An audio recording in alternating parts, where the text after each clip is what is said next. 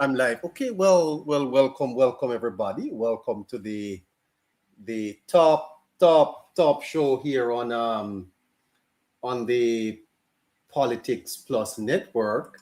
And of course, Hello Neighbor is on TikTok with Caroline, and Hello Neighbor is on YouTube with Shafreen. Of course, we will be joined later on by our very um, elegant analyst, member Scratchy, and of course, member Harry, joining us later on. Want to say good evening to moderator Caroline. How are you doing, Caroline? How was your day? You're back from New York. Yes, neighbor. Good evening, listeners. Yes, neighbor, back. Uh-huh. How was your weekend with your daughters in New York? It was fantastic and amazing. Wonderful. Well, I'm hoping these are moments when you are proud of your mother, not true? Definitely, neighbor. Well, I'm sure that they were happy to have their mother with them too over the weekend. Definitely. Uh-huh. Yeah, you know, Caroline, there is a massive propaganda. It seems like the PNP have launched a massive propaganda against NaRRA. You know, what is their problem with NaRRA? It seems as if NaRRA is causing a whole heap of problem in Jamaica. Is what happened to the PNP then, man? Neighbor, they know that NaRRA is going to wipe them off the map completely, so they're fighting for their life. Yes. Well, I've been getting messages that I am the lead. I'm the lead for the other side in terms of knocking them on NaRRA, and if I don't stop, that I am leading the fight for the Labour Party on the NaRRA bill, and if I don't stop, they're going to find a way to stop me. Yes, yes, I see it as funny. Huh? I think it's a threat. I don't know if you noticed that this morning. There were some of them coming up on the program. My understanding is that the comrades are sending people to the platform to disrupt the flow. So watch out for them. Watch out for them. Watch out for them. But we will continue to do what we do here, and that is educating the people about what is important. So welcome and thank you for joining us. Thank you to neighbor. Saying good evening to our listeners on Patreon, YouTube, and TikTok. Welcome everyone. Asking you to please tap the screen and share the live. And remember to repost the live by pressing that white arrow, then that yellow circle. And for the neighbor rights, please type in the hashtags and remember to support the live goals. Well, thank you so much and have a great show, neighbor. Thank you so much. For those of you who are on YouTube, please also remember to support the program.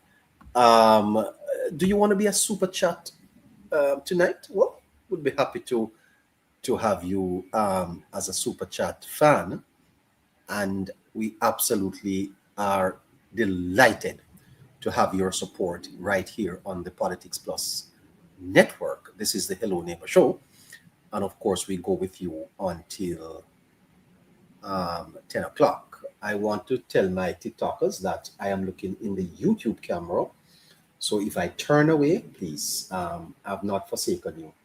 I'm looking in the camera. I have two cameras here. That's the way we've been set up. Okay. All right. And neighbor, I heard that I'm sounding very far away.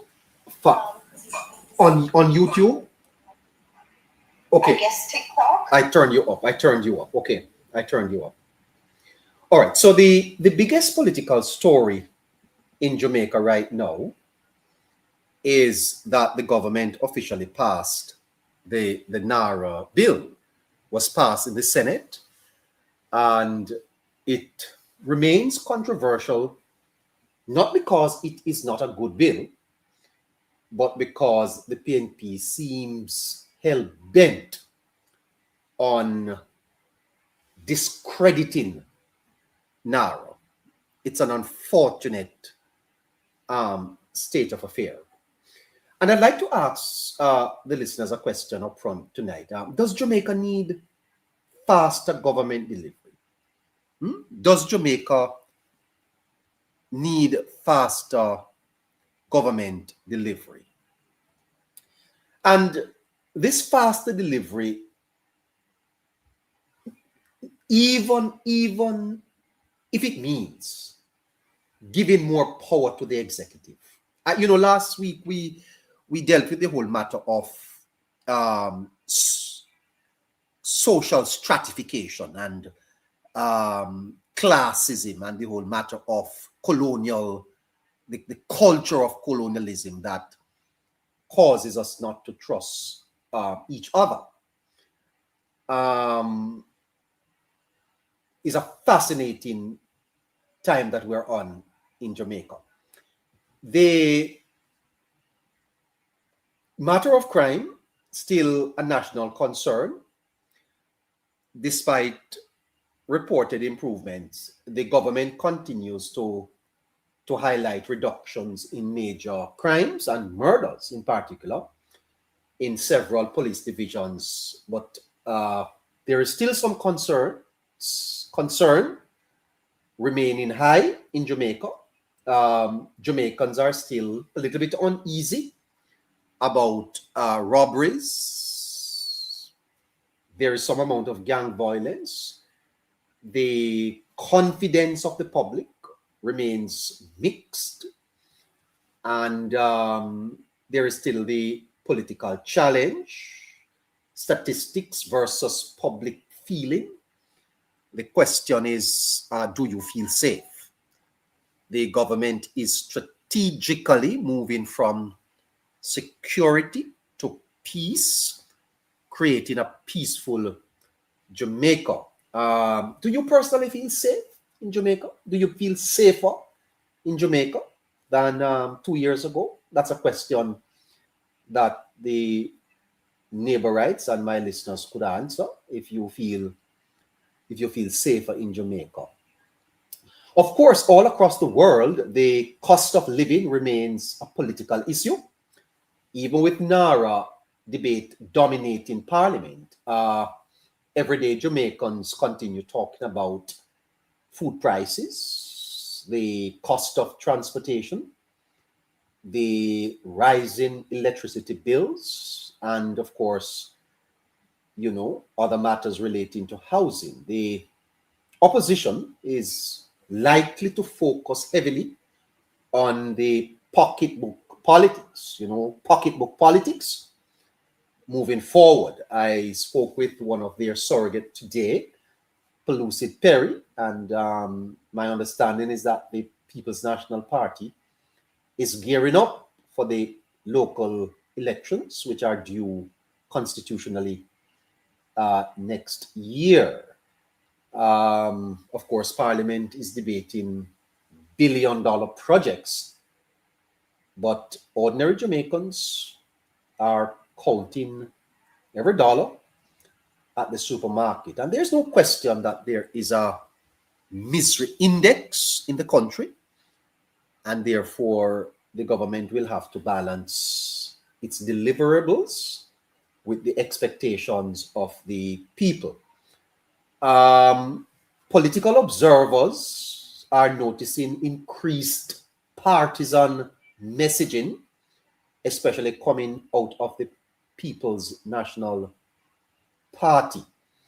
And the chairman of the opposition, PNP, Dr. Angela Brown-Burke, is suggesting that the party is discussing possibly taking sections of the NaRRA bill to court.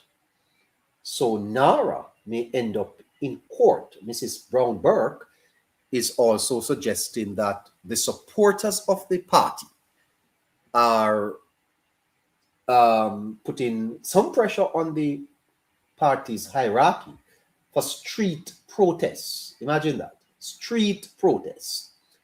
And so NaRRA could be played out on the streets. Imagine, it could be played out on the street. The reconstruction of Jamaica is becoming such a political issue that it could be played out in street protests.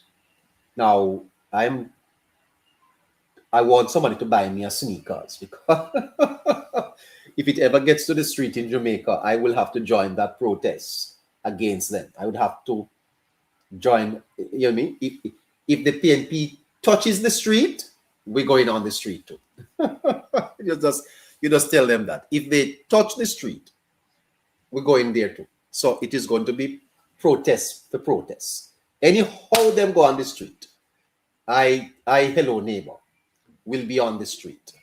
Likewise, as a matter of fact, I lead one of the most massive protests against them at this time around. They never expect it. So labor rights? No, not labor, not labor rights. Neighbor rights. Line up yourself, because we're going to have to touch the street. Anyhow, them protests, you just make me buy some water and some bag juice and some patty, and we hit the street same way. They can't beat we, you know. They can't beat we. All right. So Mrs. Brownberg and comrades, test we for no bad. Test we for no bad. With no protest in Jamaica. No protest can go on now. So there are more parliamentary aggressiveness. The aggression in the parliament is a sign. There is increased social media campaigning. The bloggers are out. Yes, the floggers and bloggers are out. I don't know what to call them. With governance and accountability becoming key themes, and the parties are positioning themselves around recovery and economic management. The fact of the matter is that if are you expecting the local elections? Are you expecting them, and do you plan to participate in that? The Prime Minister continues to frame NaRRA as a once in a generation opportunity to modernize Jamaica and accelerate infrastructure projects. That's Prime Minister Andrew Holness, promising that faster roads, yes, will come about. The Prime Minister, of course, is, going to be the minister responsible for the NaRRA execution, and as a result of that, one see that he is coming under increased attacks. Here is the Prime Minister answering a question there seems in to the be Parliament. Concern about centralization is the term used. That NaRRA seems to centralize power and authority in, sometimes the criticism is centralizes it in the CEO or centralizes it in the minister. In the executive model, it is a deliberate strategy. The whole idea was that the diffusion of the responsibility is what caused the lack of performance, because you can't point at anyone to say you are responsible. And so when Dr. Carlton Davies crafted it, the rationale was to ensure that responsibility is not diffused, that there is one focal point for which accountability can be effective. That was the idea. And I would want Jamaicans to appreciate that your government is very sensitive to any concentration, any centralization that may lead to unregulated, unwieldy executive power. That's not our intention. But at the same time, Jamaica is in a different phase of its development. And we can claim to be in a different phase of our development because we have gone through a phase of our development where we haven't really analyzed it yet. In the sense, Madam Speaker, that our accountability, our anti-corruption and oversight framework is probably the most robust in the Caribbean. We spend billions of dollars. When you look at, so if you look at our oversight. Okay, so one of the points that the opposition is strong on is the whole matter of accountability. We had the Prime Minister there outlining that. We could get back to that later on, but the opposition is suggesting that development without accountability can become dangerous. Anyway, the political temperature is turned up. The NaRRA bill officially cleared the Senate, and the government says it's the key to rebuilding Jamaica faster after Hurricane Melissa. The critics says it hands too much power to the executive. So that's what the Prime Minister was answering there. So this evening we were asking, what are we willing to sacrifice for the speed of our development, what it is that we are willing to sacrifice. But those are some of the discussions that we will have on the program later on. Let's now hop over to the pages of the notes. And tonight we want to spend a little time talking to you about tribe or country. Tribe or country. I may do this in a two-part series because I want to look at the whole matter of tribalism versus patriotism and how NaRRA comes into that. For the next couple of weeks, NaRRA is going to be on our lips. I actually went on the road today to gauge the public's view on NaRRA. I'll share those with you in the coming days. What are the people of Jamaica saying about NaRRA? At least those persons who I have spoken to. One thing I'll say is that public education and on NaRRA need to be improved, because when you talk to Jamaicans about NaRRA, many of them are still in the dark as to what NaRRA means. As a matter of fact, it is quite embarrassing to play some of the vox pop about NaRRA as far as the public is concerned. It's a very civic illiterate community, and that is something that ought to concern all of us. Please stop. Asking everyone to repost the live, please.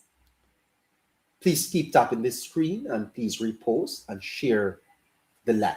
If you're on TikTok, it is very important that you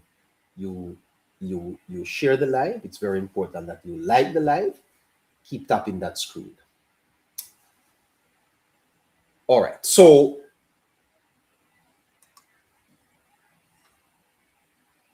why did the PNP vote no on the NaRRA bill? Let me tell you what propaganda sounds like. It sounds like a no. a no vote in the lower house, a no vote in the upper house, then surrogates appear on every station. They're all over the place. There are threats of court action, threats of street protests. All of a sudden, there are 28 civil society groups concerned. I hear that there are even groups affiliated with the church, concerned, all aimed at one thing: NaRRA, the National Reconstruction and Resilient Authority Bill. So I ask you tonight, listeners, I ask you tonight, YouTubers, what about NaRRA? Has the PNP launching a massive propaganda campaign like I have never seen? What about NaRRA?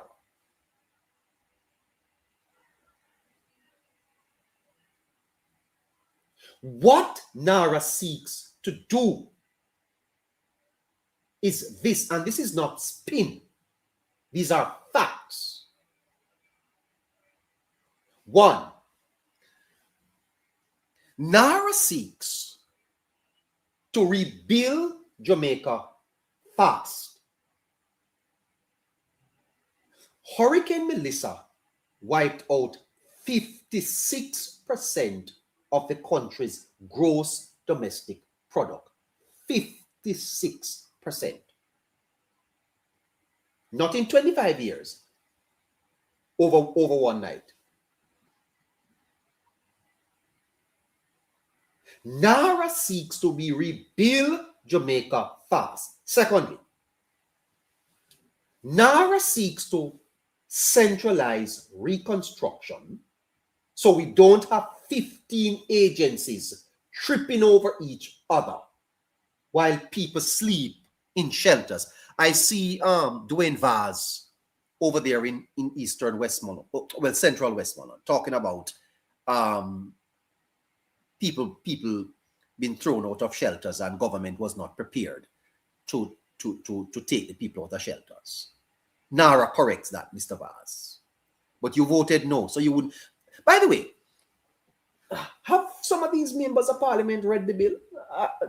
I don't know. Have they read the bill? The third thing that NaRRA seeks to do is inject growth. Inject growth in an economy that's been flat for decades. The opposition leader, Mark Golding, put up a post that said Jamaica needs a structural shift to deliver high levels of growth. That's what Mr. Golding said. Mark Golding said that, Mark Golding said that Jamaica needs structural shift to deliver high levels of growth. Well, Mr. Golding, NaRRA is that shift. So if NaRRA does positive things for the government and for the country, why block it? If NaRRA does positive things for the country and for the government, why did you block it?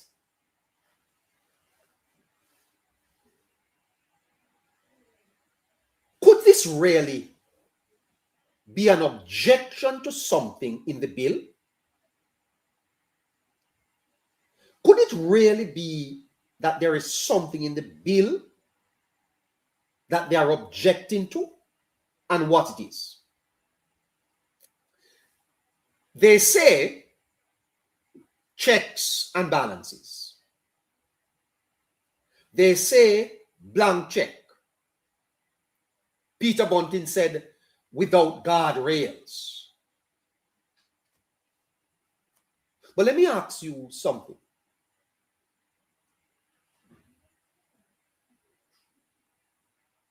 If you truly object to parts of a bill, you amend it.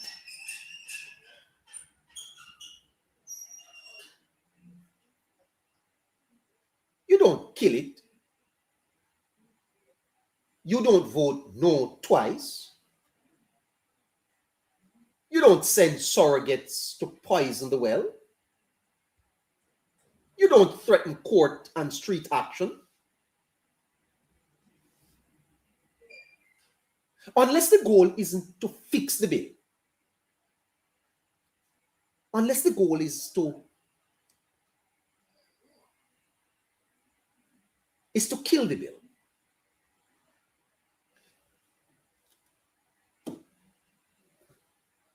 Or is there something the people of Jamaica are missing?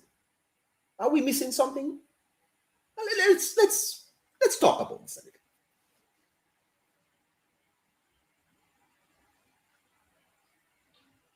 If there are parts of the bill that you object to, you don't kill it. You don't vote no on the whole bill. You don't send your surrogates to poison the well, and you don't threaten court action and street protests. Is there something the people of Jamaica are missing? In YouTube, is there something that the people of Jamaica are missing? And I will tell you what it is. I'll tell you what it is. You are missing the oldest play in politics. If my tribe can't take credit, no tribe gets to build. That's it. It is a tribal vote. What you are witnessing in Jamaica is political tribalism, wrapped up as principle. They are hypocrites, raw hypocrites.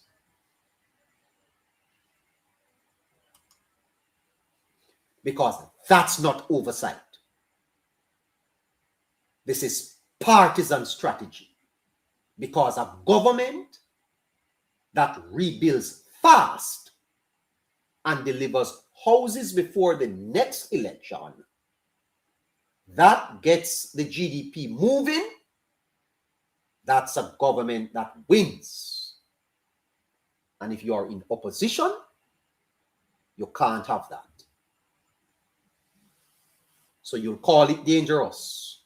You'll find civil society groups to come out and support you. You file court action. You march. Not because NaRRA hurts Jamaica. Because NaRRA helps Jamaica under their watch. Is there one listener listening to me tonight that feels that NaRRA hurts Jamaica? Is there one person in the audience? Raise your hand or forever hold your peace. That's the oxymoron tonight. Destructive opposition. It's oxymoronic. You say you love country, but you oppose country rebuilding. You say you fight for people, but you fight the bill that houses people. It's an oxymoron.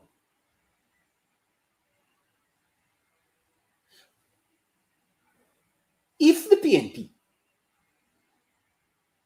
tabled NaRRA in 2020 or in 2016, would they vote no today?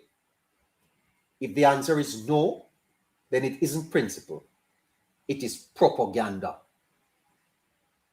It is propaganda. And let me tell you something. Court action won't put on any roof. Street protests won't pour concrete. Surrogates like Perry and Caution and Andre. I see Andre Stevens losing his mind. What a man. What a man, Mr. Andre Stevens.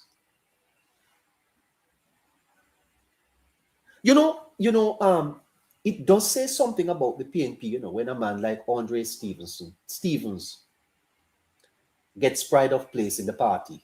The opposition leader is promising to give Andre Stevens a seat in the Senate.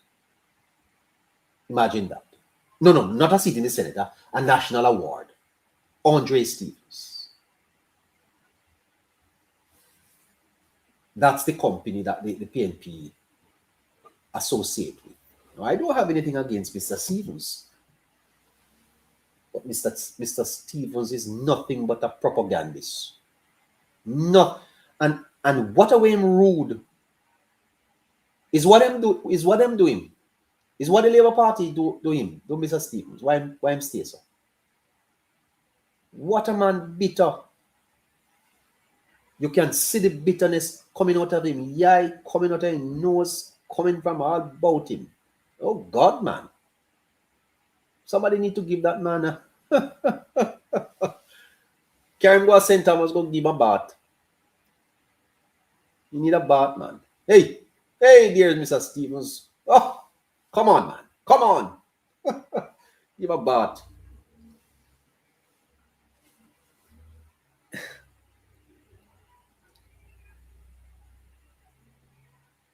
So when you see the campaign, when you hear the surrogates losing their minds,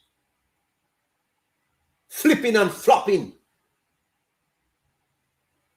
when civil society suddenly wakes up, I didn't know that there were 28 civil society groups in Jamaica until NaRRA. I never knew it. All of a sudden, civil society has woken up. Me know say civil society, Jamaica have 28 civil society. This is a country. Jamaica always a keep, Jamaica always a keep. 28 civil society groups all of a sudden, have found their voices, including the church. And I don't criticize the church because I am a part of the church. But I can tell you something. Listen to me. Let us be careful here. Let us be careful. There's a good reason why they separate the church and the state. Very good reason. Let us continue to preach the gospel. Tell people about Jesus Christ. Yes. And people say, well, why do you come up here and do this? I come up here and tell people the truth. But this country needs truth tellers. Let me look to my TikTok people here. I'm coming back to your YouTube. This country needs truth tellers. There are too many damn liars in this place. Too many liars. Too many people who are prepared to sell themselves, to sell them soul for a morsel. And let me tell you something. Let me tell you something. My listeners here on TikTok, my listeners here on YouTube, we ask for your contributions to keep our program going, to pay our bills.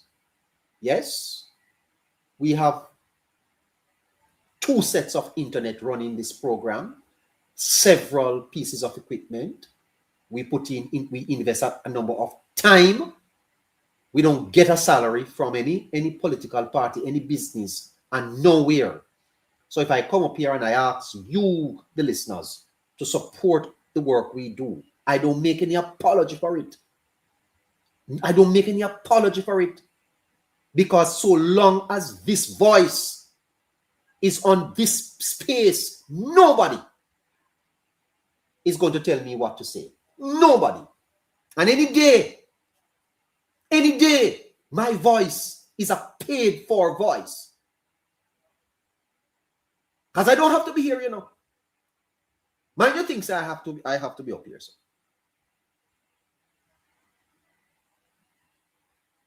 Any day that my voice becomes a paid for, and I want my listeners to know that too. I'm never going to be muzzled. No one at all. There's no power that can muzzle me. I am here to tell you what is truth. And if you have a problem with it, don't listen. Go somewhere else. And what you cannot come up here and tell me is that what I am saying is not true. You can't do that. I challenge anybody to come up here and tell me, where have I come on this program and told a lie? I have a reputation to protect. I have a conscience to protect, and I'm not going to lie to you. My truth does not align with some of your views. It doesn't mean it's not truth.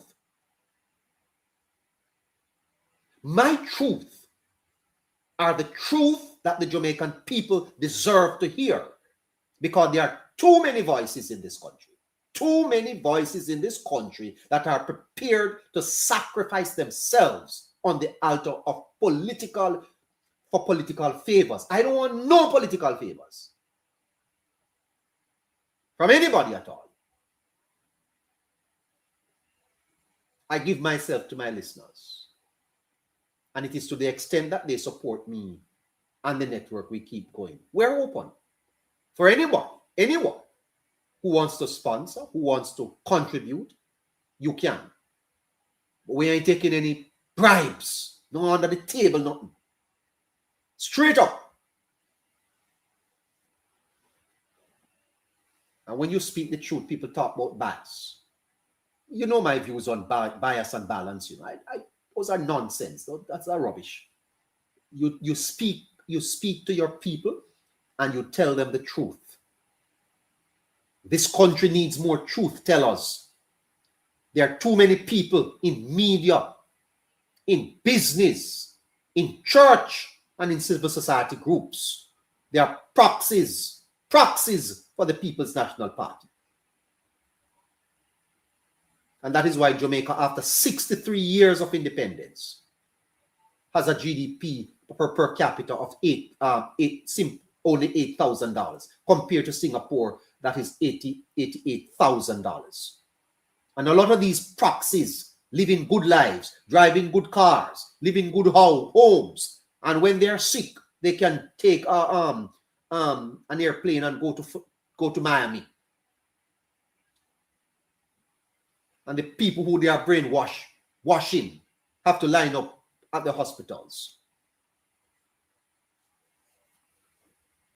Them all right.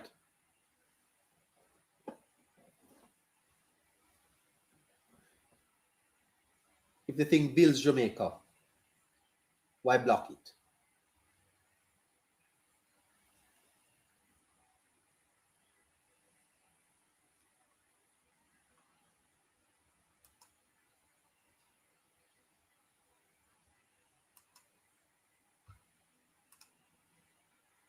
I see you, Winston.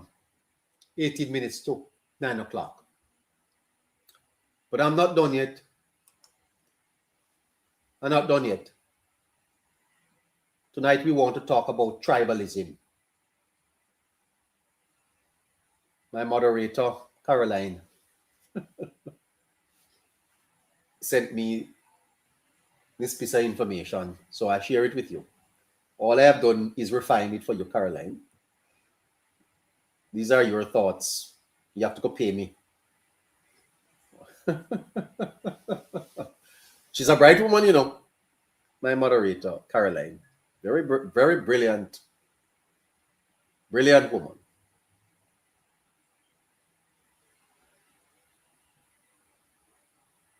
I want to tell you a little bit about tribalism. Not the tribalism of 1,000 years ago. They had spears and borders. I mean modern tribalism. The kind that wears a suit. Tribalism dressed up in suit. Listeners, this is my notes. Please repost the live, please, and keep the comment section active. Thanks. $200, Caroline. The tribalism dressed up in jackets and tie. Sitting in parliament. And votes no while your roof is still tarpaulin. Tribalism, you see, is humanity's oldest software. It is the oldest software of humanity.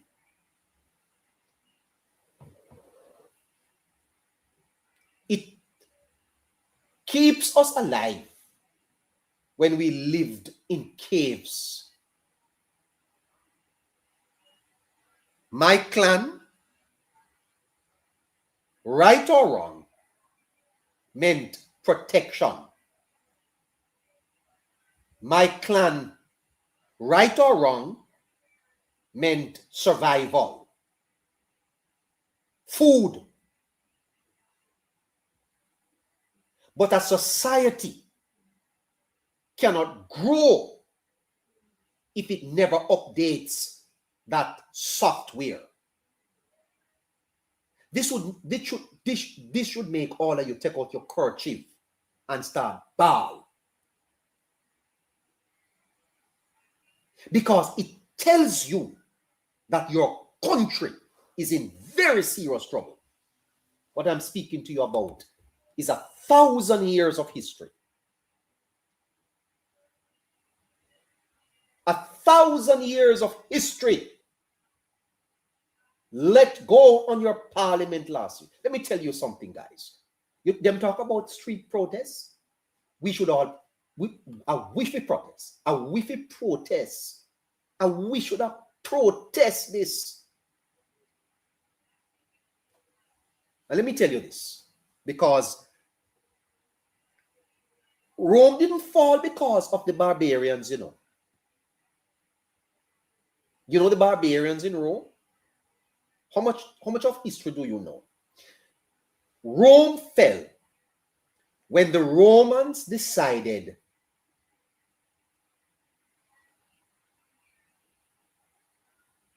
that they were going to make a choice between the populares and the optimates. Those two tribes, the populares and the optimates, that those tribes mattered more than being a Roman citizen. When the tribe inside the nation became more important than the nation itself, the nation is failing. And I'm telling you this, Jamaica, that what you witness in parliament is a failure of your country. You know, I want to back that up, and I want to tell you it again, you know, because I don't want you to miss it.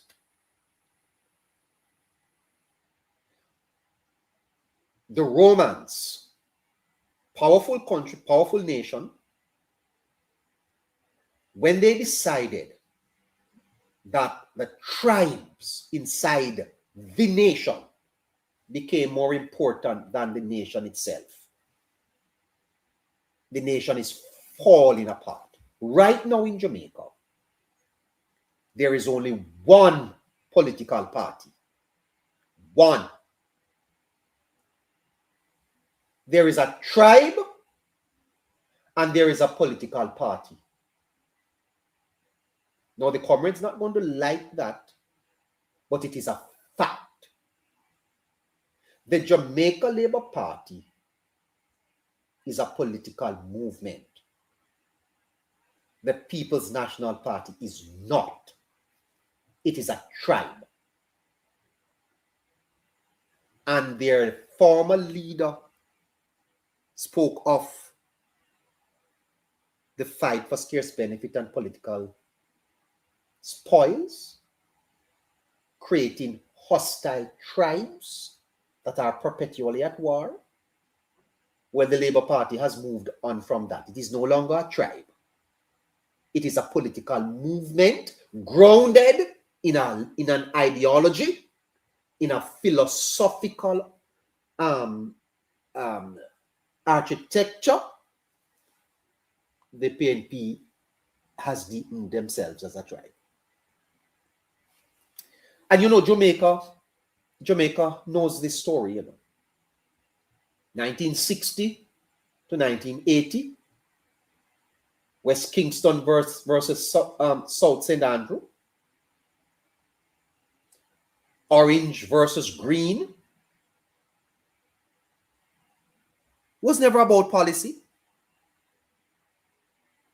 It was about belonging. Your tribe fed you. Your tribe protected you. Your tribe told you who to vote for. Your tribe told you who to hate. And while we were loyal to colors, the country bled. Gangs and guns flooded into the country. Communities were garrisoned. GDP flatlined for decades. That's the cost of tribalism. Tribalism trades long-term nation building for short-term group survival. It is the survival of the group.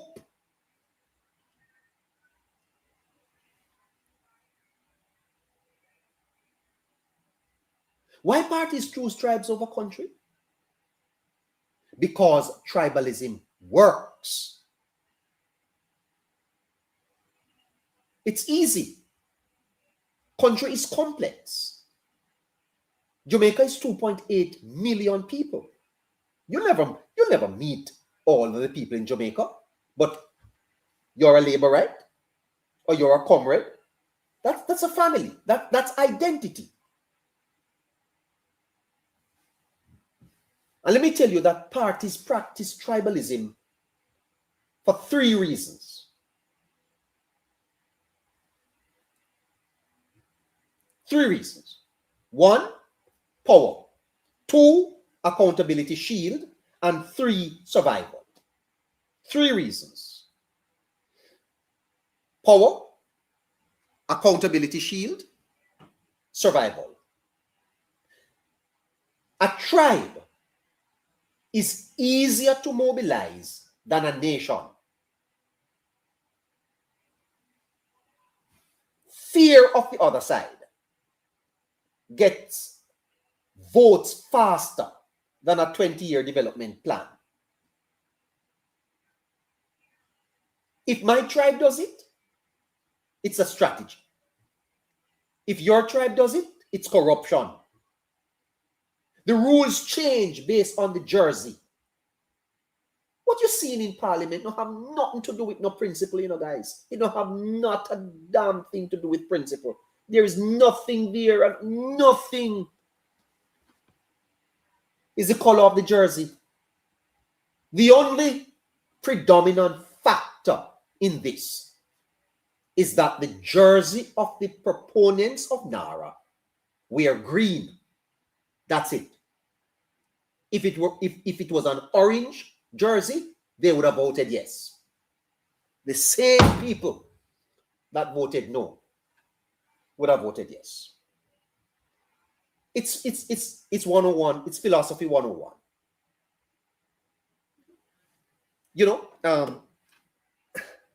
Philosopher Plato. You see, Plato warned the republic. The republic that when loyalty to fraction exceeds loyalty to the poles or the polis dies. Let's interpret that and place country where polis is. When loyalty to fraction exceeds loyalty to your country, the country dies. We are not Jamaica. Listen to me carefully. We are not Jamaica, the nation. We are Jamaica, the tribe, PNP, and the party, JLP. That's a definition of where we are today. And tribes don't build. Tribes raid. You hear what I tell you? Tribes no build nothing. Tribes raid. One bill, one raid. Could spend 10 minutes on that, but I think you get the point.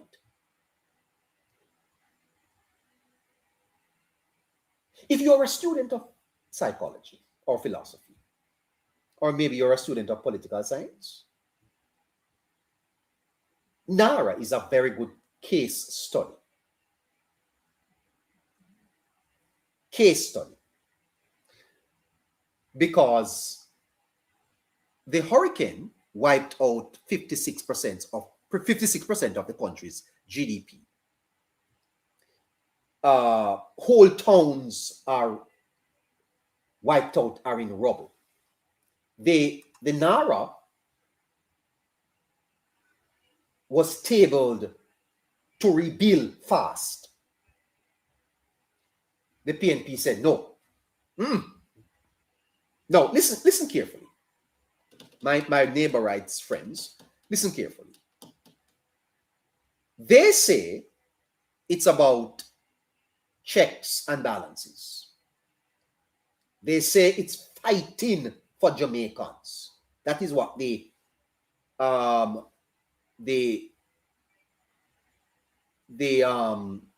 chairman of the People's National Party, Angela Brownburg, said, that the PNP is fighting for Jamaicans. But let me ask you to judge a tree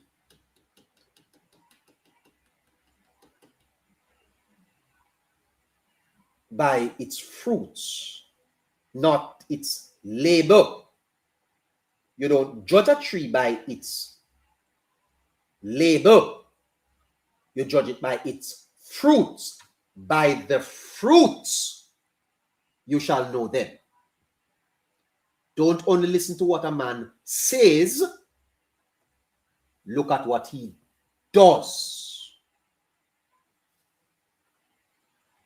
If an act helps the tribe but hurts the nation, and you choose it anyway, that is the definition of tribalism. Because a no vote on reconstruction after a Category 5 hurricane cannot be patriotic. Now, we're not going to get to patriotism tonight because it's going to be too late. It cannot be patriotic. And so if you are not a patriot, you are a tribalist. Every member of parliament that went down to the parliament and voted no, you are not a patriot. You are a tribalist. Even if you didn't realize that you are. Or you were, you are. You should have shame on yourself.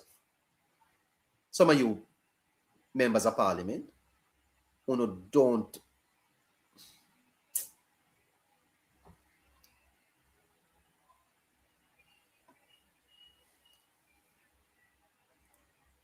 tribalism. You cannot say I love Jamaica while voting to delay the rebuilding of Jamaica. That is a contradiction in action. It's not an oxymoron. It's not an oxymoron. It's a hypocrisy. Selfless obstruction, that's the oxymoron. You don't obstruct the country's recovery selflessly. You do it to score points, to deny the other tribe or the other party a win. To say, if we take credit, no one rebuilds. That is not governance. That is deleterious. It is deleterious to growth because it kills trust. Investors, they watch parliament, and when relief becomes political football, the money stays away. It normalizes sabotage. If no is the default to everything the other side proposes, then nothing gets built.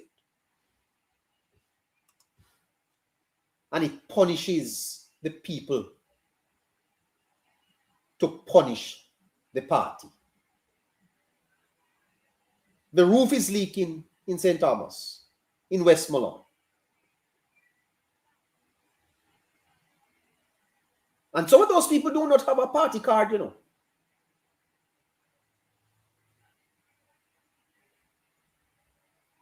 And no vote keeps their roof leaking. Neighbor rights, listeners, patriotism means you vote yes. I think my friends are so listening that they are not tapping the screen. The live is inactive. Please, let's take a break and get the live active so we can continue. And all right, we have to do. Yeah, I know you're listening, but let's 8 o'clock in Jamaica. We're not done yet, you know. We have a little bit more to go, so just bear with us. Send us a flowers, send us a rose, send us a whale, send us a money gun, send us a lion, send us something. And if you can't send us something on TikTok, then here is our Zelle account, 954-635-8732. If you're on YouTube, it's going across your screen. Please support the Politics Plus network. Your support keeps the program going. The Zelle account is going across your screen right now. Take a minute and go to your account and send a gift to the Politics Plus network, and let us know that you appreciate us coming here every night to keep you informed and to speak the truth to whomever. It doesn't matter what. Thank you so much, my friends on TikTok. Thank you so much for your support. Thank you for sending a gift. Yeah, I know sometimes it's a sacrifice you make. And I know that you may have your own struggles, but whatever you can do, please. It all adds up and it all helps. 954-635-8732. Thank you so much for responding and for responding in kind. Patriotism means you vote yes and then fight like hell to add the safeguards. You don't burn the whole house down because you don't like the contractor. Tribalism means you'd rather Jamaica stay broken than let the other side fix it. So when I look at NaRRA, when I look at the NaRRA's no vote in light of Hurricane Melissa, in light of mothers in shelters, in light of another hurricane season coming upon us, I can only call it one thing. It's not oversight. It's not principle. It's tribalism. Plain, raw, and destructive. And Jamaica, our Jamaica, cannot afford it anymore. Away with tribalism. Away with tribalism, the tribe of the PNP. We don't want them anymore. Jamaica should shut them out unless they change. We should have nothing to do with the comrades because they are not for Jamaica.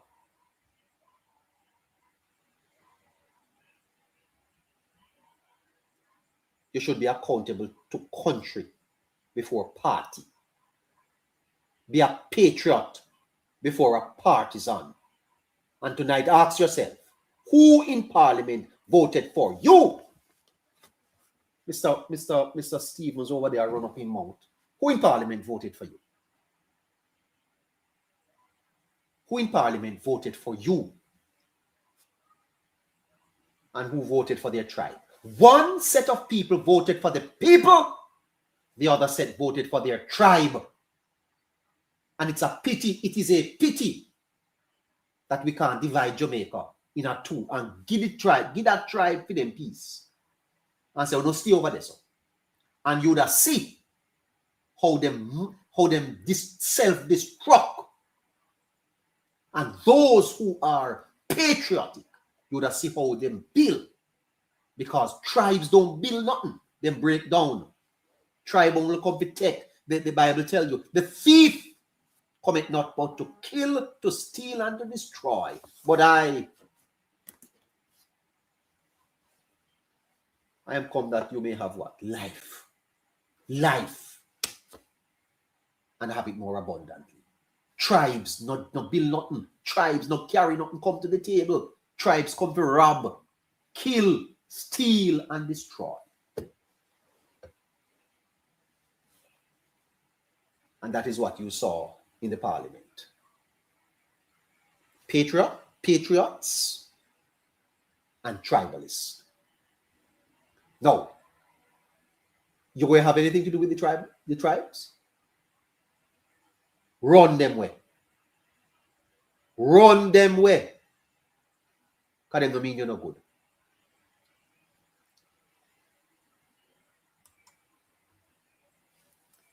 Before I close, tonight, we put a man on the stand. Not in the court of law, but in the court of accountability. I shared with some folks on Sunday on this whole matter of accountability. It's humanity's greatest challenge. To be accountable.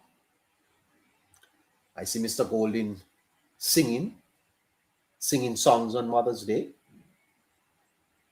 Loser for you, Mr. Golding. Loser for you. I think Mr. Golding would be better as a singer than a politician. And you know, for Mr. Golding to be leading this tribe,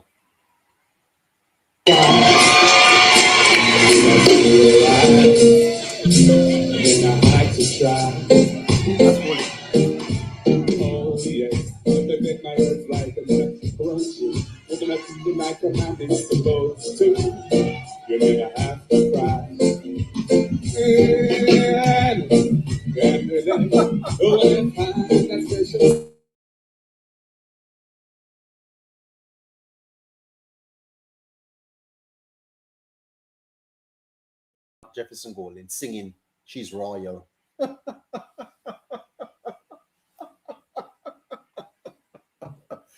You know, I think Mr. Golding would do better as a what they call it, as a singer than a politician. He's terrible at it. I want to put Mr. Golding on the stand of accountability. Mark Jefferson, come to the front of the class.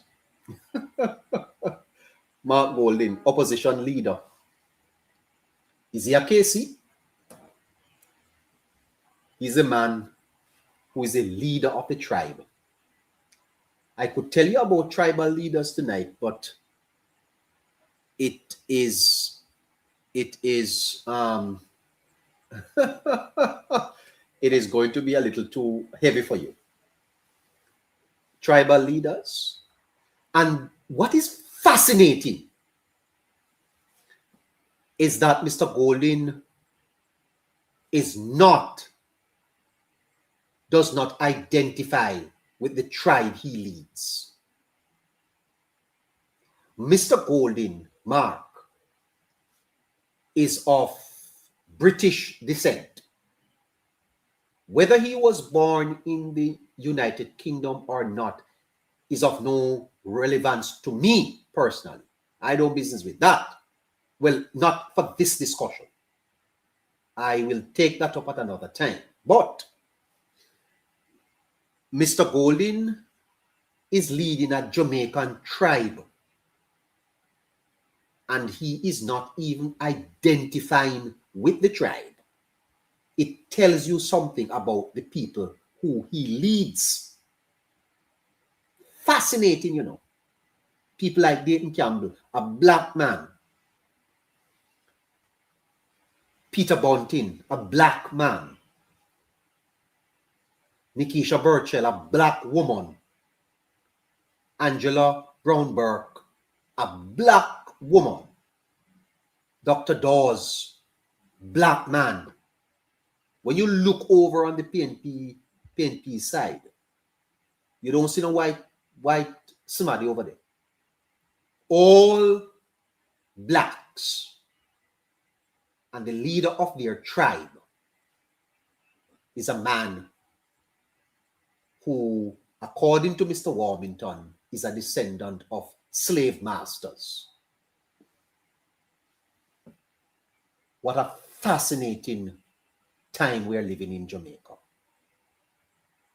What a fascinating story. You know, Mr. Golding posted himself at 11:10 a.m. on April 22nd, 2026. Quote, NaRRA is, quoting Mr. Golding, a revamped attempt to inject higher levels of growth. That's what Golding posted. The leader of the PNP clan, the leader of the PNP tribe. If the people in the party had any self-respect, they would go reverse the vote. They don't know their history. They have no respect for history. Oh, I tell you. Oh, man, I feel this. Oh, if ever there was a moment of shame on Black Man Party, PJ Patterson told an audience in Christiana that if he came down off the platform and walked among the people, they would know the difference. And he was right.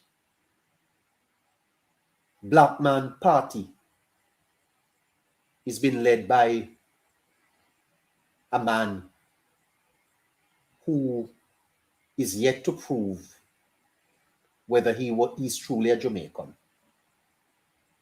And the PNP followed him and voted no. What a betrayal of your people. What a betrayal of your people. And then I heard Miss Angela Brown-Burke talking about being a descendant of Nanny.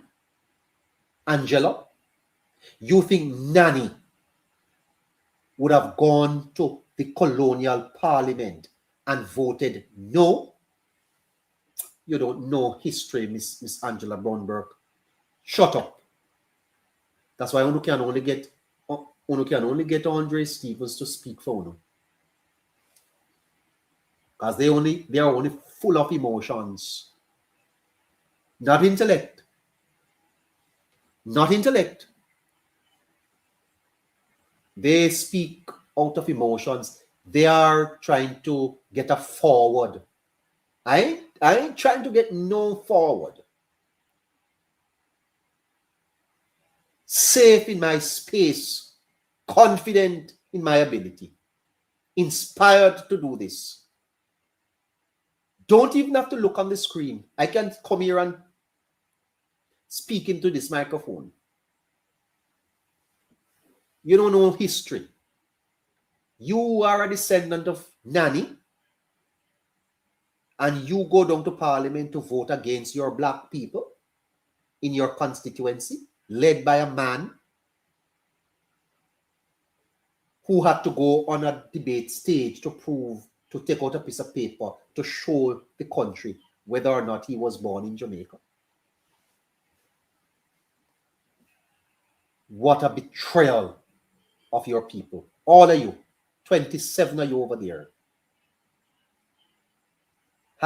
If this country was one where there was better education and self-respect, not one seat to no win. Jamaica could almost become an autocratic country because the PNP would have been banished for life for this. It is a most distasteful thing that you have done. And to think that you are all talking about taking to court. Take what to court? Take what to court? And street protests? Let me tell you this. Let me tell you guys this. You're not in the majority. Your tribe is not in the majority. And let me tell you this so that you know. Okay? The tribe you have does not include the Jamaica Defense Force and the Jamaica Constabulary Force.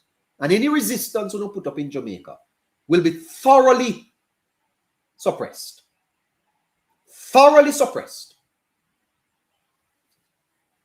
You learn that.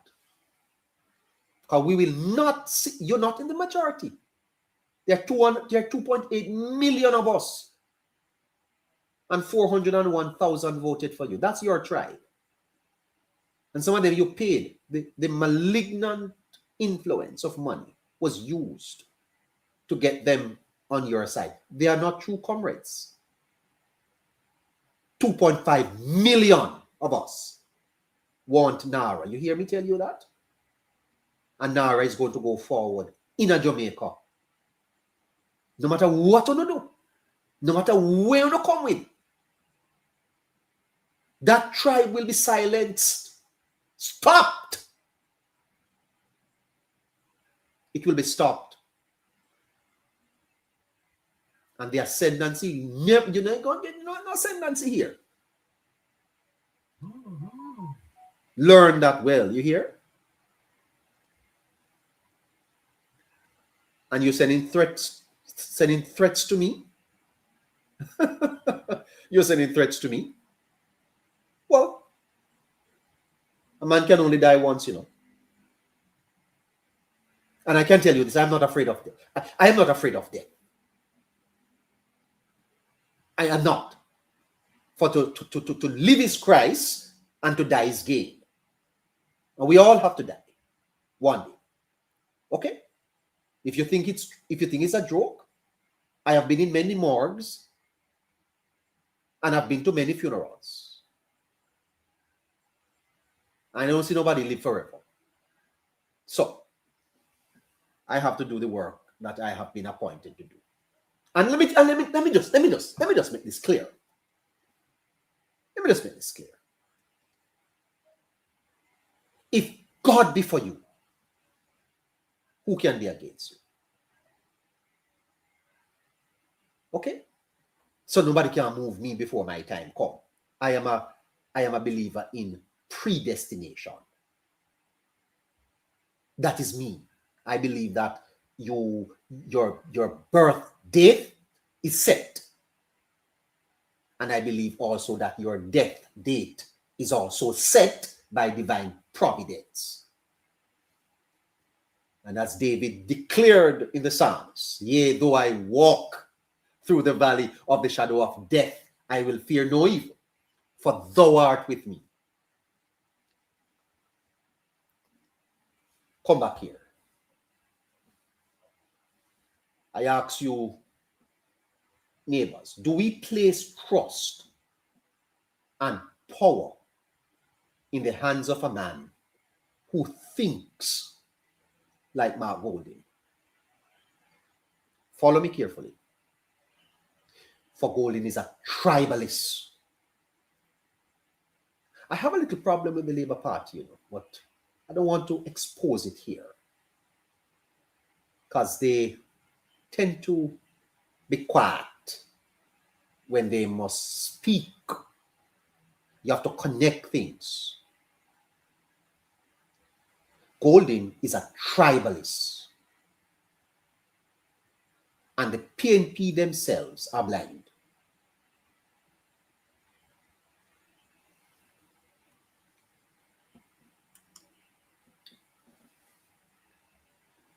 What Golding led is tribal thinking. And tribal thinking is dangerous thinking. Hear me carefully. What is tribal thinking? What is tribal thinking? Tribal thinking is when the first question isn't, is it good for Jamaica? Tribal thinking is it good for my side? Is it good for my side? Tribal thinking says, if the JLP tables it, it must be corrupt. If we can't control it, it must be stopped. Golding is a man who wants control. That thinking is independent of the Jamaican reality. It is part of the vestige of colonialism. If they get the win, we lose. Even if Jamaica wins too. Golding is a tribal man, and his thinking must be stopped. Golding must be stopped. Asking everyone to repost the live, please, and please continue to tap and share and keep the comment section active. Thank you. 2,400 years ago, you see? 2,400 years ago.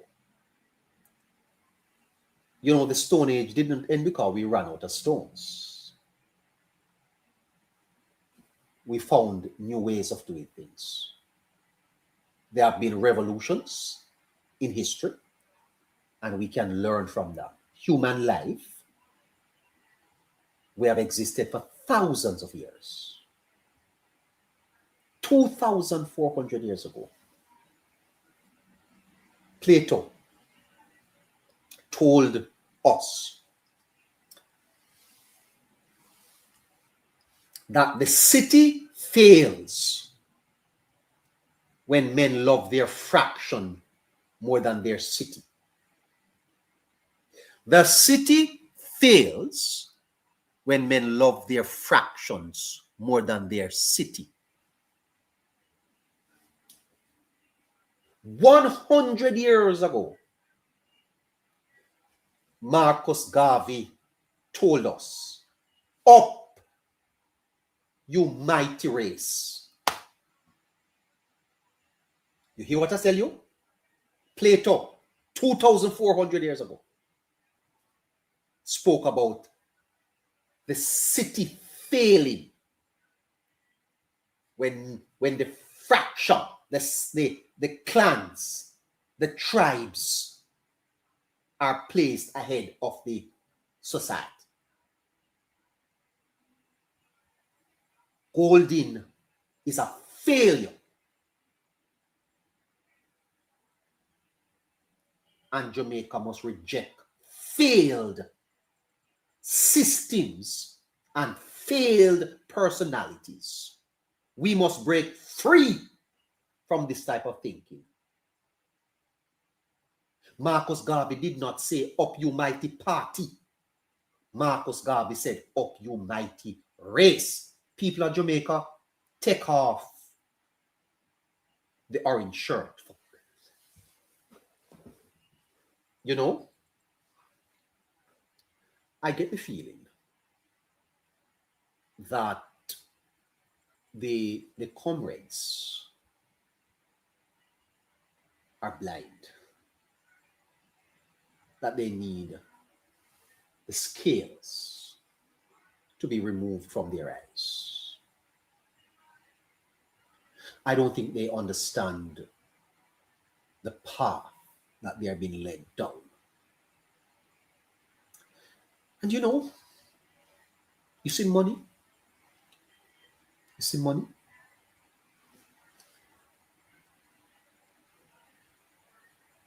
You see money? You know if you're too poor, you know. You know if you're too poor. I will leave it at that. Mark Golding is a brilliant man, you know.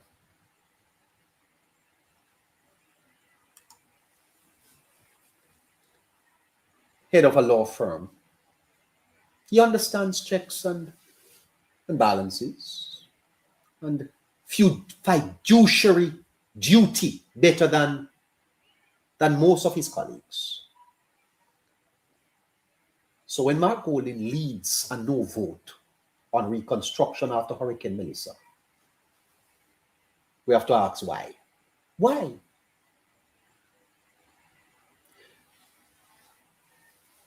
You cannot claim to fight for Jamaicans while voting to delay the rebuilding of Jamaican homes. That's not principle. That's position. That's clandestine positioning. Selfless obstruction.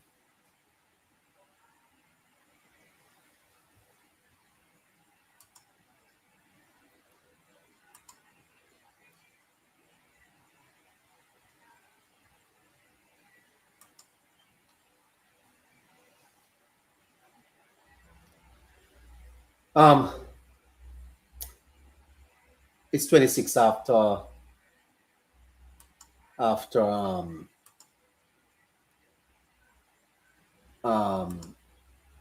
8 o'clock, and I believe that I want to wrap this up and go to my my callers.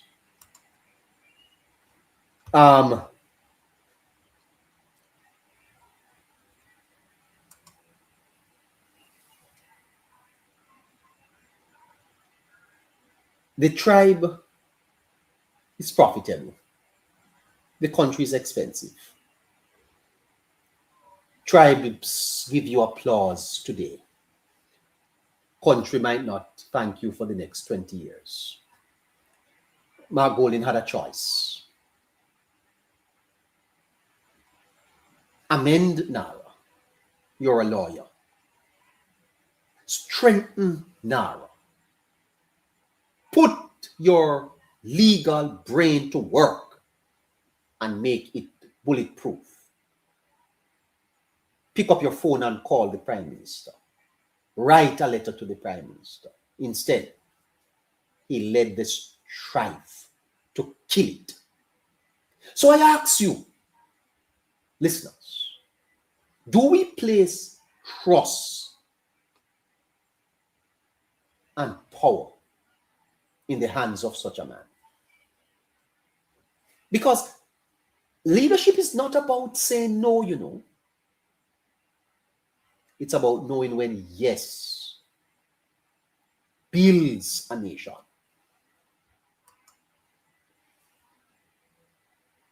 You don't build a country with press releases You don't build it with votes. And on April 22nd, the tribe led by Mark Golding voted, we will not rebuild the country. We will build our party. That's not oversight. That's not patriotism. That's tribalism in a silk suit. And Jamaica cannot survive another 50 years of tribe over country.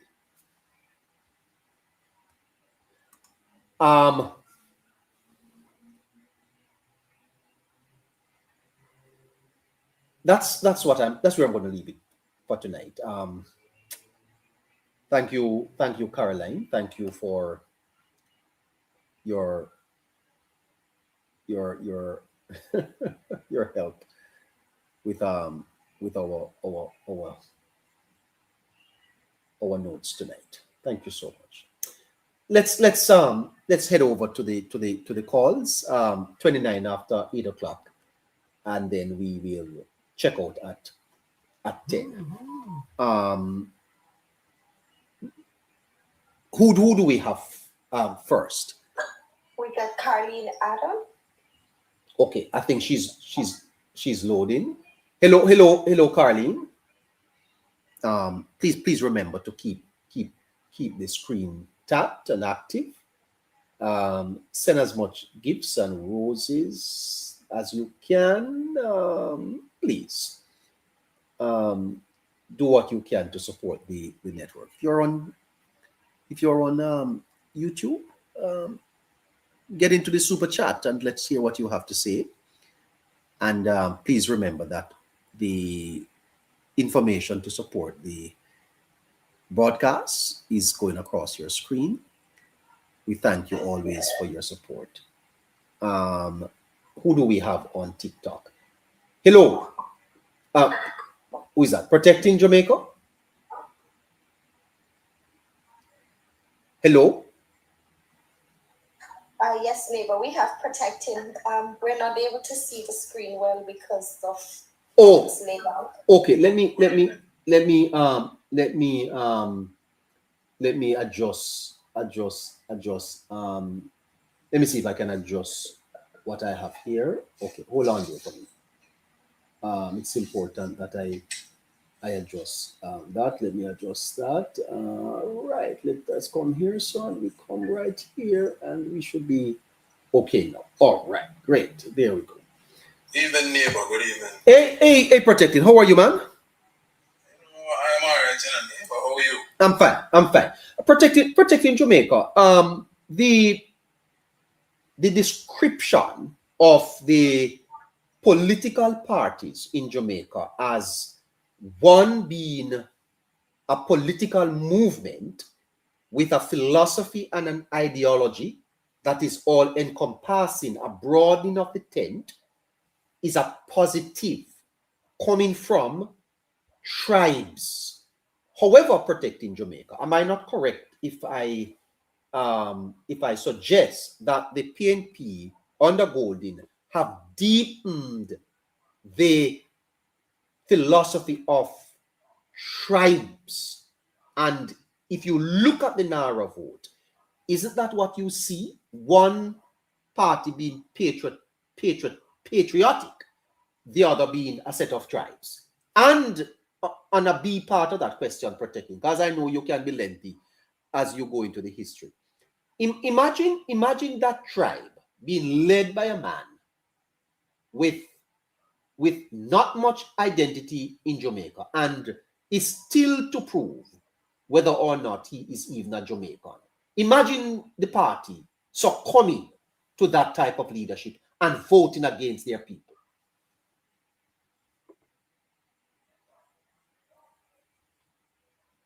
Yes?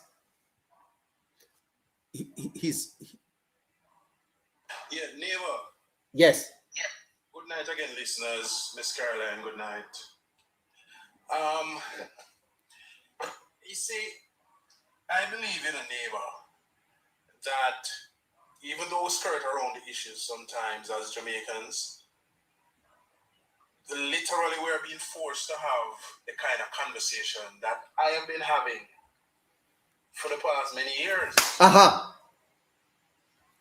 Now, let me start here with the first part of the question I know you asked. There is an all-out political war in Jamaica right now, neighbor. Yes. And but it's not just a war of ideologies and the usual, whether it be violence or the ideology mainstream. It is a war of worthlessness against progress and ambition. Worthlessness. Yes. No, there is no difference really of such with Mark Golding at the head of the PNP. What is happening with Mark Golding at the head of the PNP because of his lack of political experience is that what used to be a subtle underbelly, a subtle mission underground is now brought to the surface. It's now highlighted because the PNP is being managed by people who don't have the political experience. So what we're seeing happening in the Jamaican society now with a Jamaica Labour Party in its full resurgence, and I'm talking about the structure of the Jamaica Labour Party from the 1940s, the 1960s, the 1980s to now is the same. The Jamaica Labour Party has always been about the development of Jamaica, the advancement of Jamaica and Jamaicans, the improvement of the society and its systems so that they work in favor on behalf of its people. It is the same Jamaica Labour Party today. Yes. The PNP. You are saying that the Jamaica Labour Party has not really changed from its philosophical underpinnings. The architecture of the party has remained basically constant, with some slight movements here and there based on the leader. Basically, the modernization, because the philosophical foundation which underpins the Jamaica Labour Party remains. It is just we're in a different era. We refer to it as a modern era. And so the tweaking is just kind of cosmetic, just to get the party a little bit more lookable to the Gen Zs and, the young people who, like a more modern approach. But the very foundation of the party that establishes the party and its beliefs, they are the same. Now, it is now a situation where you can see clearly the differences of both parties. You can see that the Jamaica Labour Party is all about the development and the advancement of Jamaica.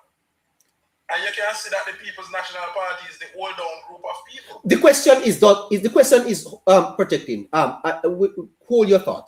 Do you think that the general members of the party, including the members of parliament, are aware of this? Yes, man. They are aware? Yes, man. You see, you are telling me, sir, that these people have come together with Golding to be on a destructive path. Not all of them, because there are real problems in the PNP.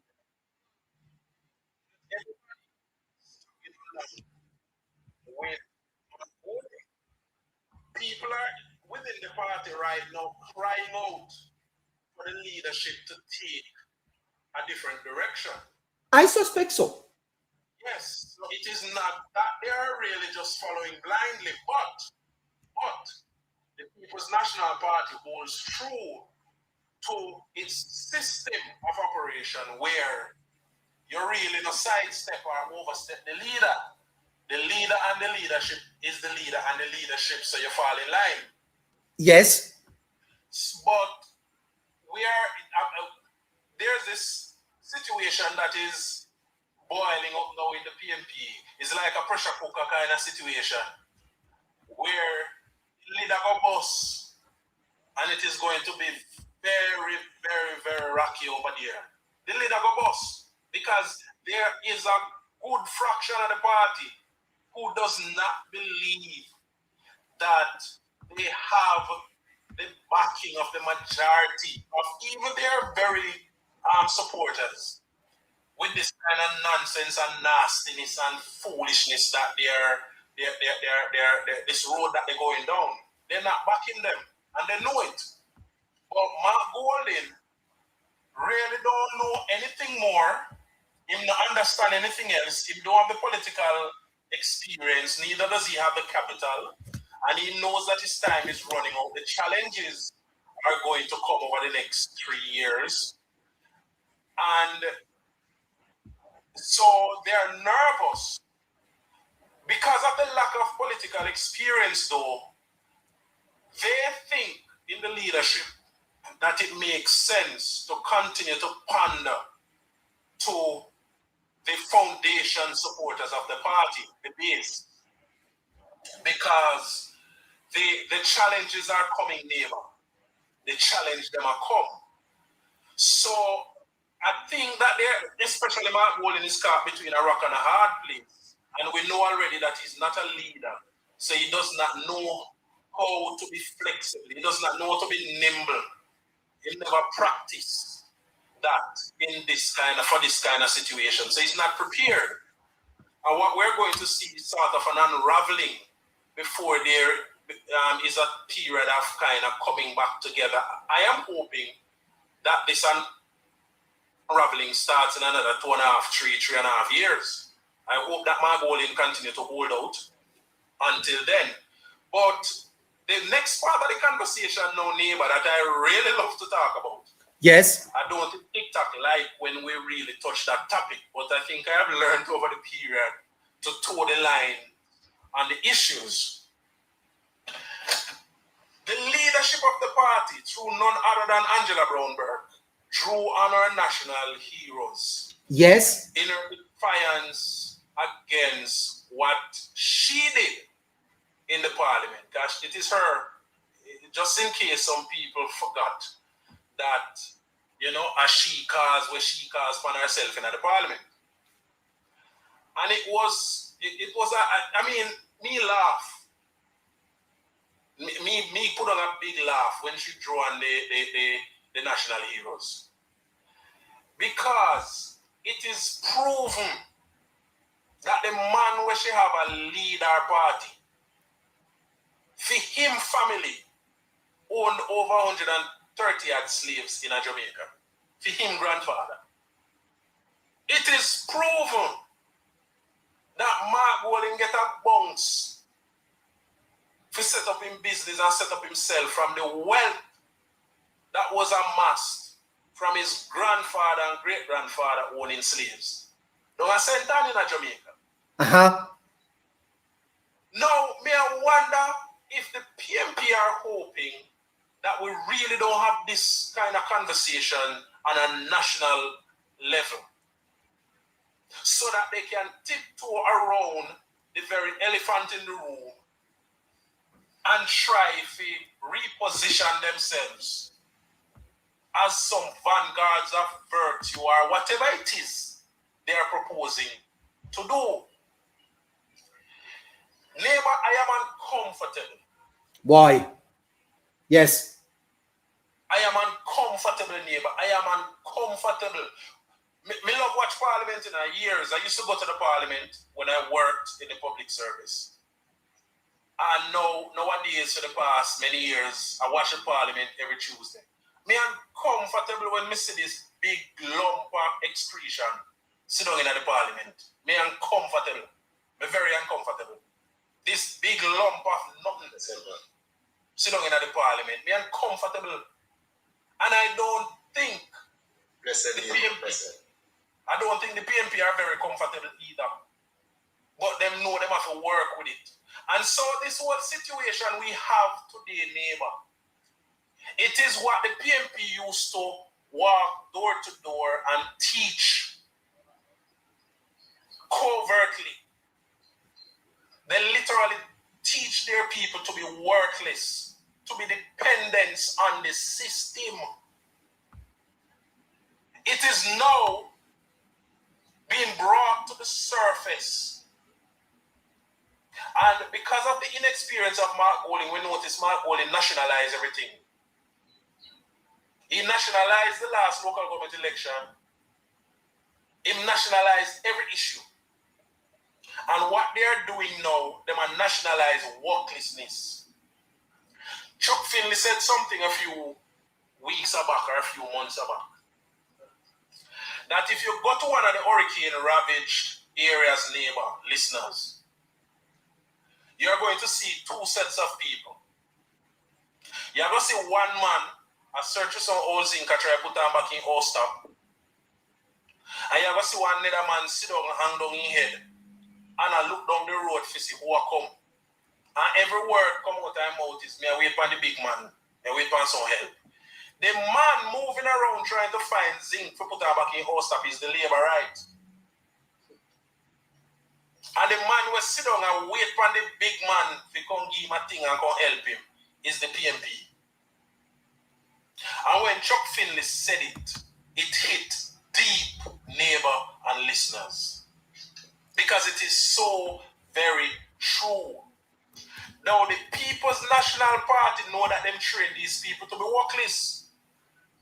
So when you hear them publicly, nationally, on their bullhorn, echoing whatever sentiments they echoes, they know the audience that they have already prepared out there to receive the kind of messaging that they're sending.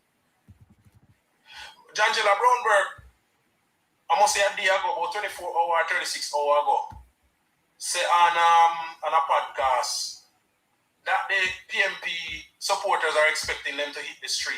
What are they going to hit the street about, neighbor? I've been asking that question. But I wouldn't mind, protecting. I wouldn't mind it come to that, Yes, man. I want them to hit the streets up because I know them one can hit streets up. Because hold on, protecting. I think the people at Jamaica are waiting for them on the street,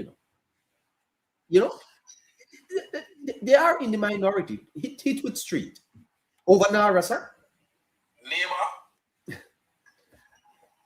I am still, because you know my position already, and I am still waiting for the government to roll out its public education campaign. Well, I am still waiting. You are right, sir, because I actually when I started earlier. Good evening, neighbor. Good evening. Good evening, Mr. Barton. Just give me a second. When I started earlier protecting, said how disappointed I was. And I'm going to bring it to the listeners' view that when you go on the street and you ask people about NaRRA, it's not very impressive, sir. It's not very impressive.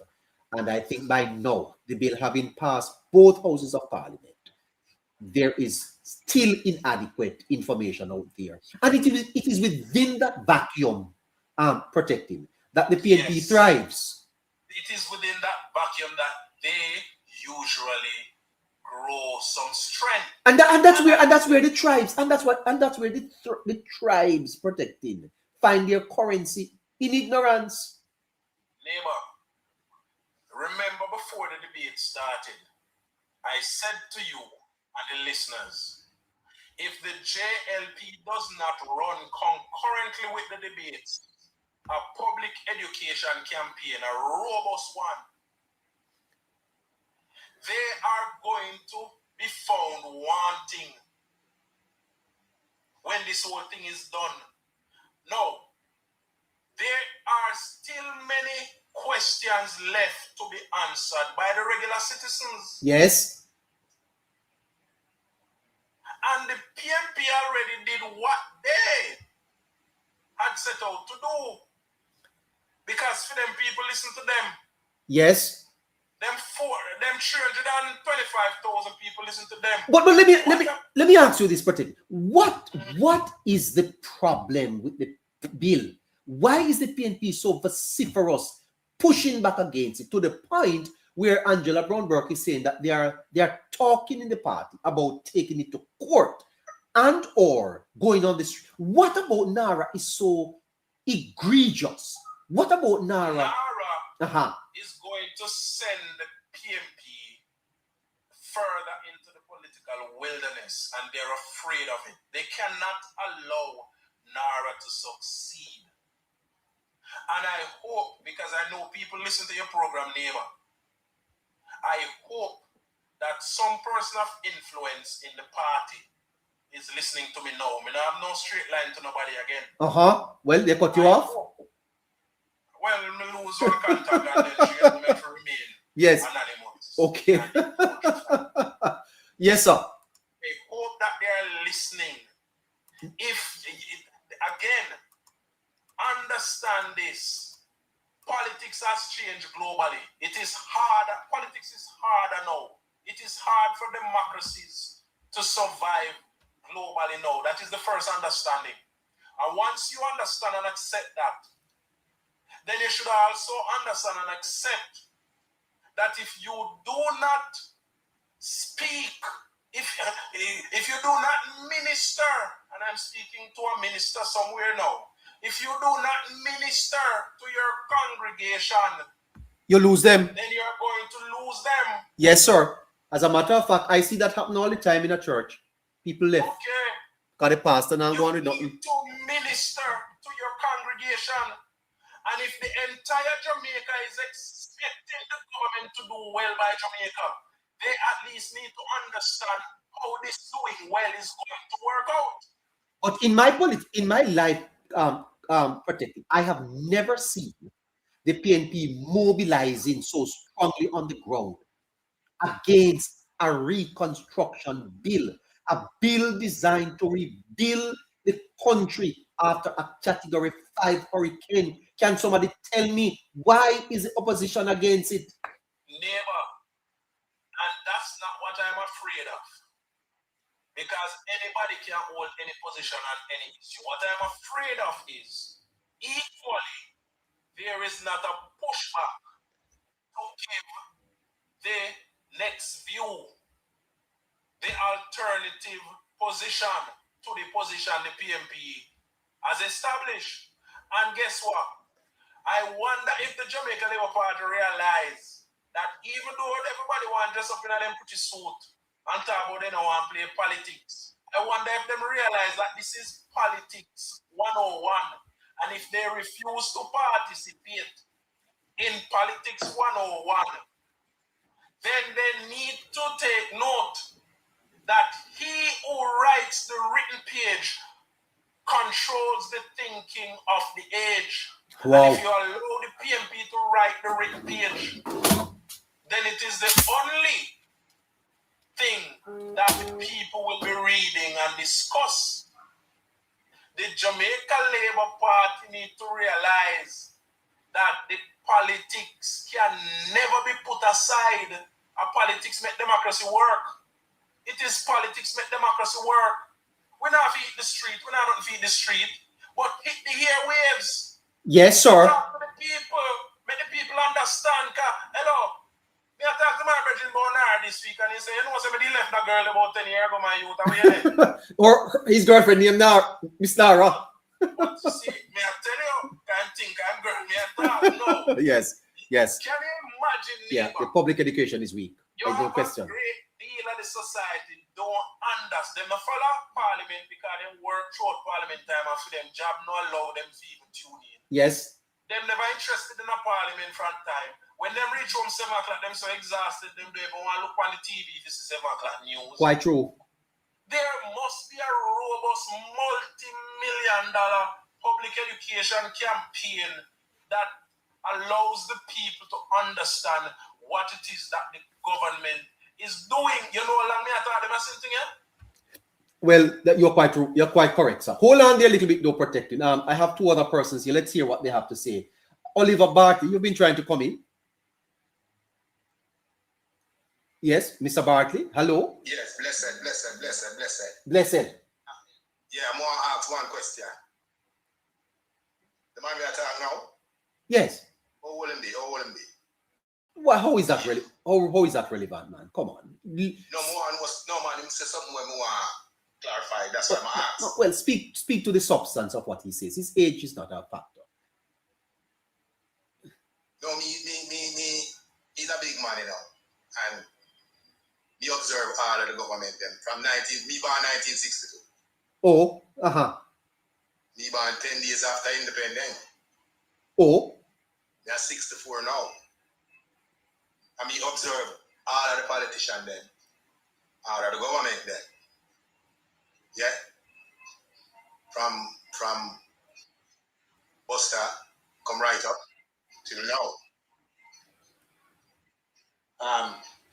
The virgin, him bashing the PNP. no. He's not bashing the PNP, sir. To bash is a different thing from to critique. That's not bashing. Bashing is a different thing. All right, he's the PNP. Yes. All right. He's the PNP now. And my people, them still and gone, but they're mostly labor right. And you like labor right. But the NaRRA bill, one man will have the power to do what he wants to do with the NaRRA bill. Who is that man? Who is that man? The Prime Minister. So what is wrong with that? No, that cannot be right. Or hold on, sir. You have children? How many? 2 big people. Yes. Are you married? No. Oh, you run your yard? No. Are you run your yard? Yeah. What wrong with that? I mean, I don't live. Oh, you never live with a woman yet? Yeah, right. Okay. Well, my brother, let me tell you something. And I dealt with this last. Let me tell you something, sir. The Prime Minister, in my view, could have run anything he want to run. Because you know what, sir? I vote for a government. And that government is led by the Prime Minister. The Prime Minister, sir, is the head of the executive, which is the cabinet. You know what that means? You know what that means, sir?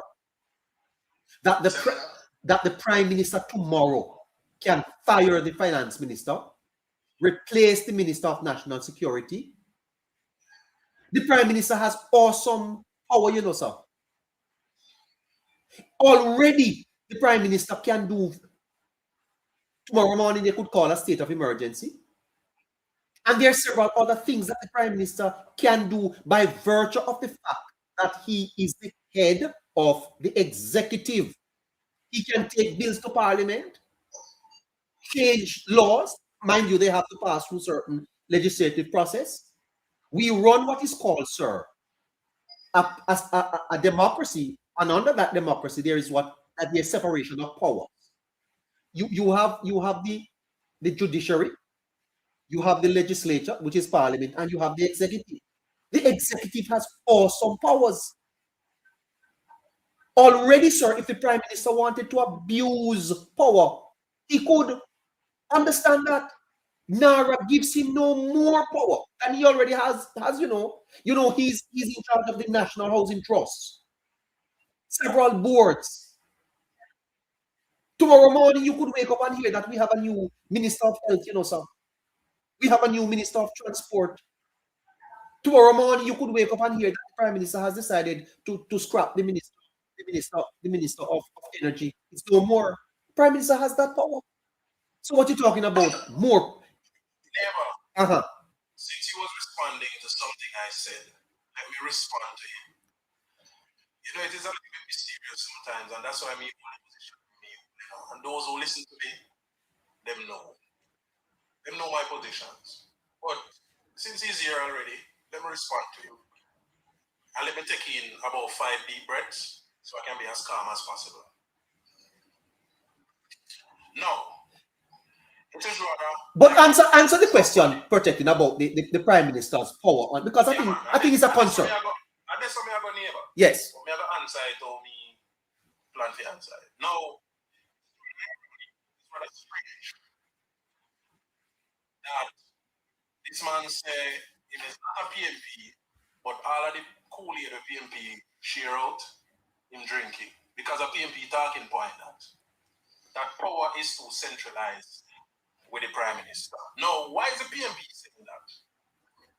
The PNP knows that in a democracy, especially Westminster democracy, Yes. the center of power is the leader of government, the Prime Minister. Absolutely. Everybody knows that. Nobody is mistaken. Comes on.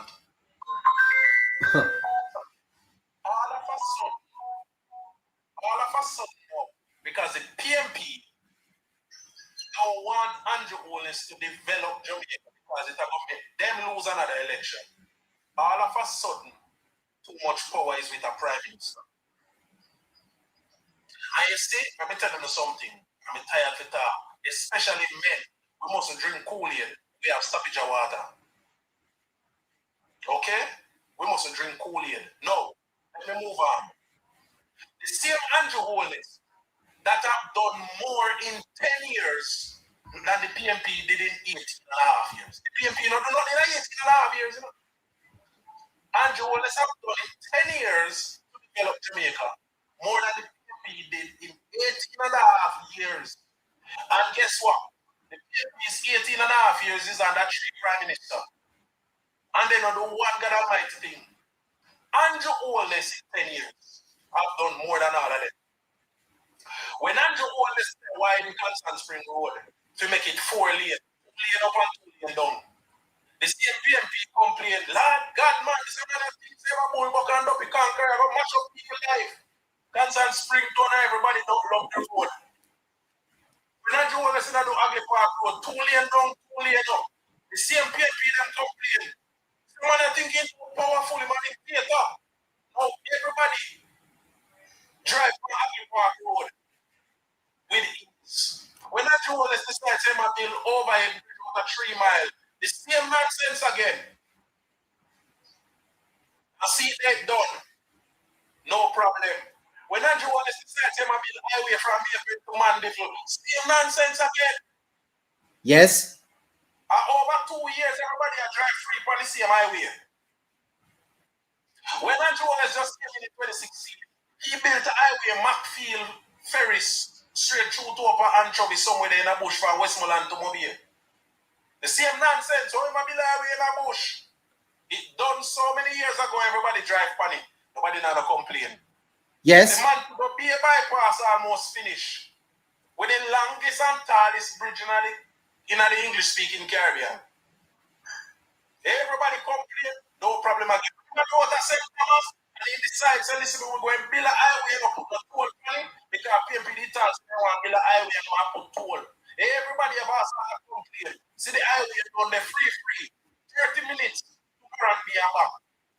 Yes. If I build the new city out of Moran Bay, the same PNP that go take the streets out there. I have press conference with TVJ. Andrew never overrunning power, overusing power. And all those multi-billion-dollar projects, they are completed within budget, many of them under budget.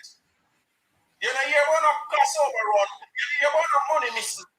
And the same Andrew Holness. Now Andrew Holness needs to develop Jamaica, because we are coming out of one category 5 hurricane. The second biggest hurricane in the history measured by whatever, 174 years. The second biggest hurricane.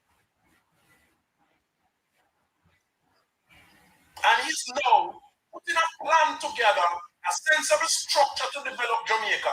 And just because Andrew Holness now drive from parish to parish and dish out money as Mark Golding said, just give every MP $50 million, man. Just give it $50 million. That we want. And just because Andrew now do that, everybody give Andrew. Mr. Sir, we are trying our best to be calm. Stop drink PNP Kool-Aid. You say you're big man, 64-year-old, you can stop in your water. Me done this up. All right. Respect to you, Oliver. You have anything else? If you say something, man, so now I'm not say. No, man, no, man. We're having a conversation, man. We have conversations that matter up here. Who start the road thing? Huh? Who start the road business? Highways and everything. All right. Protected. Neighbor. Yes, sir. The road thing, since you want to have a conversation, every road being built in Jamaica now was developed and the plan left at the UDC by Edward Siaga in 1967. Ask another question, sir. So if you want to talk about Highway 2000, Highway 2000 was developed and left at the UDC by Edward Siaga named Spanish Town Bypass. No toll road wasn't supposed to go there, sir. And when the PNP said they don't do nothing, they went to France, find Boyd, and cut a deal with Boyd. The Boyd used them own money, build it, and then put a toll and pay themselves for 50 years. You know who pay off that they already? In about 5 years since they come in, Andrew Wallace. Okay? The road we cut from Outer Ferry goes straight through to Centon. That is a development road left at the UDC by Edward Siaga in 1967, somewhere between 1967 and 1968. Portia Simpson Miller was negotiating funding with the French for that road. The French started the road, Boyd started the road, and could not finish it. When Bruce Golding came in 2009, Bruce Golding traveled to China and got begged the Chinese to come finish. You know what the French could not do?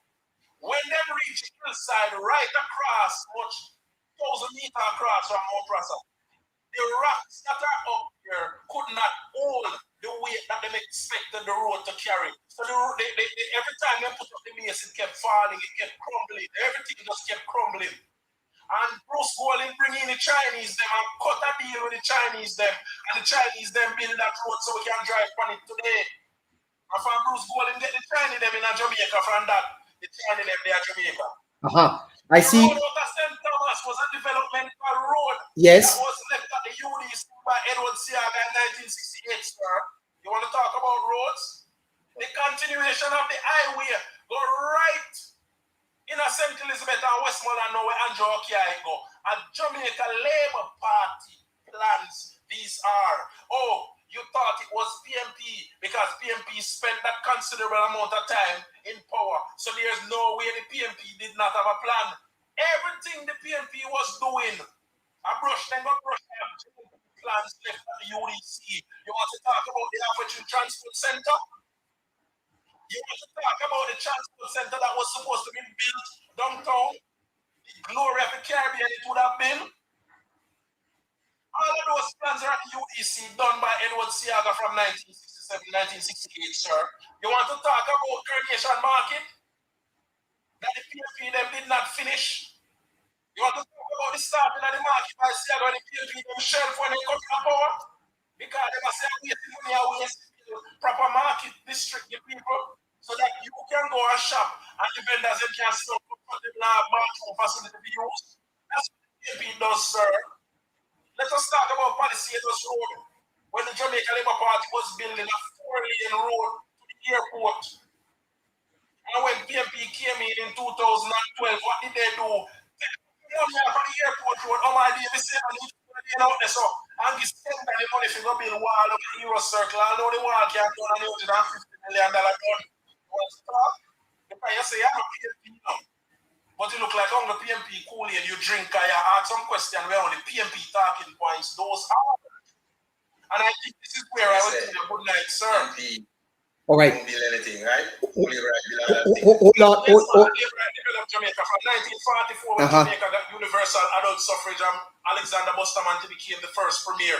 The first set of schools, 300 odd schools were built by the Jamaica Labour Party. And when the Jamaica Labour Party came back in 1962, and they had 500 odd schools built.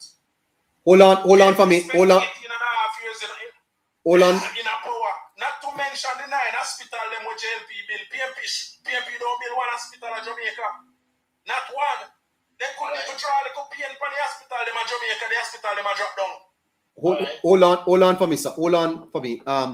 Over on YouTube, KC 5 383. Thank you for your comment. He can spend the 6 billion in the NIR. The same amount is to be spent on the NaRRA. Technically, the money coming for NaRRA is secured by the NIR. Very good point that KC. So we talk about trust. It's already that money is in the NIR and the government is managing that well. But I want to tell Oliver Bartley, you see, Mr. Bartley, the Prime Minister of Jamaica, you see, already holds massive executive power under the Constitution. NaRRA doesn't create imperial power. It is just what NaRRA does is centralizes reconstruction, the reconstruction authority. The Prime Minister already influence whatever NaRRA is doing. Can already be done by the Prime Minister. What NaRRA does is just centralize the reconstruction authority. The Prime Minister can already influence through other means. The Prime Minister can instruct National Housing Trust tomorrow, sir, to go build houses anywhere in Jamaica once it passes certain technicalities. The power of the Prime Minister under the Constitution already are awesome, sir. NaRRA adds nothing much. I will not continue to have a conversation this way, neighbor. Okay. That all of a sudden overnight, the Prime Minister's powers must be questioned because the PNP now go get no money if you go dish out. Yes. I refuse to have conversations along these lines. The Prime Minister of Jamaica is the Prime Minister of Jamaica. And when he was voted on the 3rd of September, all powers were vested in him. Yes. And I will not give airtime to a conversation that questions his powers. His powers are his powers. Who not like it, fight it. Well. Simple. And when them come neighbor, you run them one side. Or when do not give airtime to the questioning of the Honorable Prime Minister's power. Or when the next election comes, you know what to do. The Prime Minister is the Prime Minister. I have power to do whatever I feel like to do. In 10 years, he was a bit careless with his power. I all of a sudden know because PNP said so. The most careless people on the face of the earth said so. That means that's how it goes. The thiefest people on the face of the earth, the biggest group of criminals on the face of the earth, because them said the Prime Minister have too much power centralized. That's how it goes. Yeah. And they know it's a lie because the NaRRA bill basically brings everything into full focus with the center of government. Correct. The center of government must be respected. It adds no power to the Prime Minister, sir, really. Adds no power. What if the CEO has to report to the Prime Minister and the Prime Minister report to the Cabinet? Isn't that how the Constitution structures governance in the country? Me not join a conversation questioning the Prime Minister. Me put him there as Prime Minister, and he must stand there and act and behave and perform as Prime Minister. Man, don't go away with no foolishness. Great. Before I bring Scratchy in, Balfour Morgan, good evening to you. Morgan, Balfour Morgan, 7. Good evening, sir. No, not there at all. Hello, Balfour. He's gone. Let's jump over to Scratchy. How you doing, sir? I'm okay, neighbor. Scratchy, this idea that somehow all of a sudden Prime Minister Holness's power is being questioned, it's a bit of rubbish, because don't you agree with me, Scratchy, that Prime Ministers under our Constitution carry awesome executive power to do a lot of things in Jamaica that, quite frankly, some of them could abuse their power. Neighbor, it was Westminster style, neighbor. If you look at the Westminster style of leadership style, neighbor, the Prime Minister, neighbor, who say that the executive, neighbor. Hence the reason for the word, don't take the words we're just crafted, Prime Minister, Prime Minister. Hence the reason for him being the Prime Minister, there's a minister, but he's the prime one, the one who the constitution, is tasked with responsibility, making sure this is, and also you have certain things for, but when I hear PNP talk about the Prime Minister having too much power, sometimes I laugh. My reason for laughing, is because when you look at the PNP, the PNP foreign policy, when you look at the PNP support of countries like Cuba, countries like Venezuela, and you want this do have no power that the Prime Minister of Cuba and the President of Cuba was. Yes. And you want have no power compared to the Prime Minister and the President of Venezuela. Yeah, and America. So, I'm not even to go to America, but I'm saying PNP support these two countries so much. So how do you support these countries so much? Where these prime ministers are, these presidents are giving so much authority and power, and you are fully okay with that, Some of these places don't even have formal elections. Yes. But PNP support these persons, but yet still now you have to come down and conflict yourself. And I say that Andrew Jones have too much power. When the power that Andrew Jones was, is no comparison to what the Cuban president have. But just no comparison to what the Venezuelan president have. Just for information, just for information, Scratchy, because I think the people here need to understand that the executive power under the Constitution, the Prime Minister has or have those powers already. That NaRRA don't really had no power that the Prime Minister don't already have to direct government how to function in Jamaica. I'm definitely, NaRRA won't have any power that the Prime Minister already have, Yes. But as I'm saying before, that PNP is a hypocrite, and the pronouncement about the Prime Minister having too much powers, because the PNP go hell out, for two countries merely, Venezuela and Cuba, and these countries, the presidents of these countries was humongous amount of powers, too much powers, that sometimes they might borders and it infringe on people's rights. On people's rights. And people's rights, we have seen reports coming out of these two regimes, of how government treat persons, who oppose them and stuff like that. But yet, the PNP support these two countries, and call against the government for standing up against it, or voting against these countries, and not voting in regards to these countries, UN resolutions and stuff like that. But yet, they're going to come and talk about the prime minister for your country, who have no power compared to these two people who you support. So the PNP, they are always hypocritical in their pronouncement, they always start things, and flip-flop on it. And as you can see, they're a flip-flop leader right now. But as it relates to power, any power that Andrew Michael Lonis have, is the same power that Portia Simpson did have. Yes. It's the same power that PJ Patterson did have. Yeah. It's also the same power that Michael Manley did have, So Andrew Jones don't have any more power than any of these guys, but this whatever power Andrew Jones has right now, it's not on his own authority. He's coming about and doing these things. But the Constitution gives him the authority and the strength to carry out these powers. So I don't see what you're talking about. Andrew Jones have too much power, but it's the same thing Portia had the other day. Quite true. And quite frankly, the Prime Minister ought to be commended because there has been no instance where this Prime Minister has abused the power invested in him by the Constitution.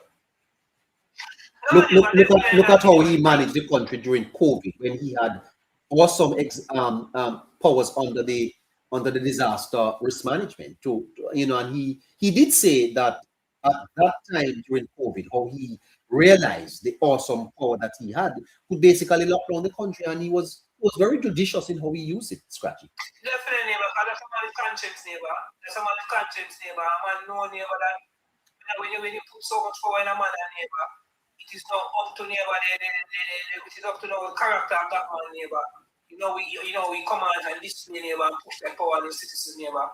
And Andrew Jones, neighbor, despite the amount of power that was given to him in COVID and the disaster risk management act, neighbor, he still restrained himself, neighbor, from using the full authority of that power, neighbor, so that he would not be seen as pushing too much power on the people, neighbor, in a very distressed time and distressed moment. So yeah, and is it not true that the Prime Minister could already push reconstruction through the existing ministries? NaRRA makes coordinated instead of scattered.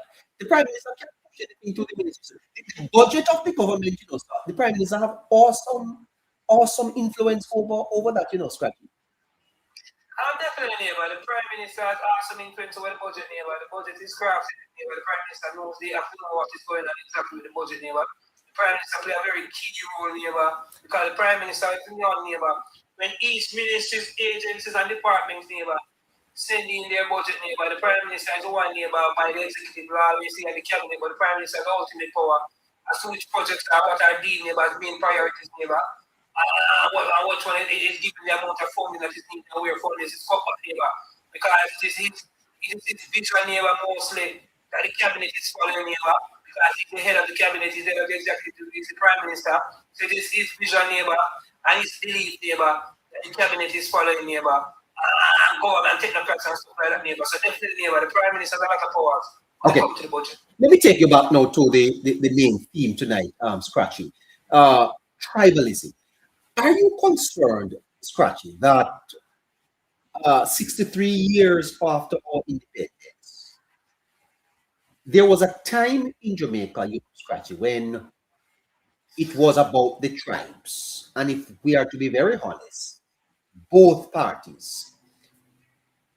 It is my view, Scratchy, that the Jamaica Labour Party have moved away from the type of tribal politics that is about protecting the interests of the clan and are more focused on the protecting, the preservation, the progress of the nation.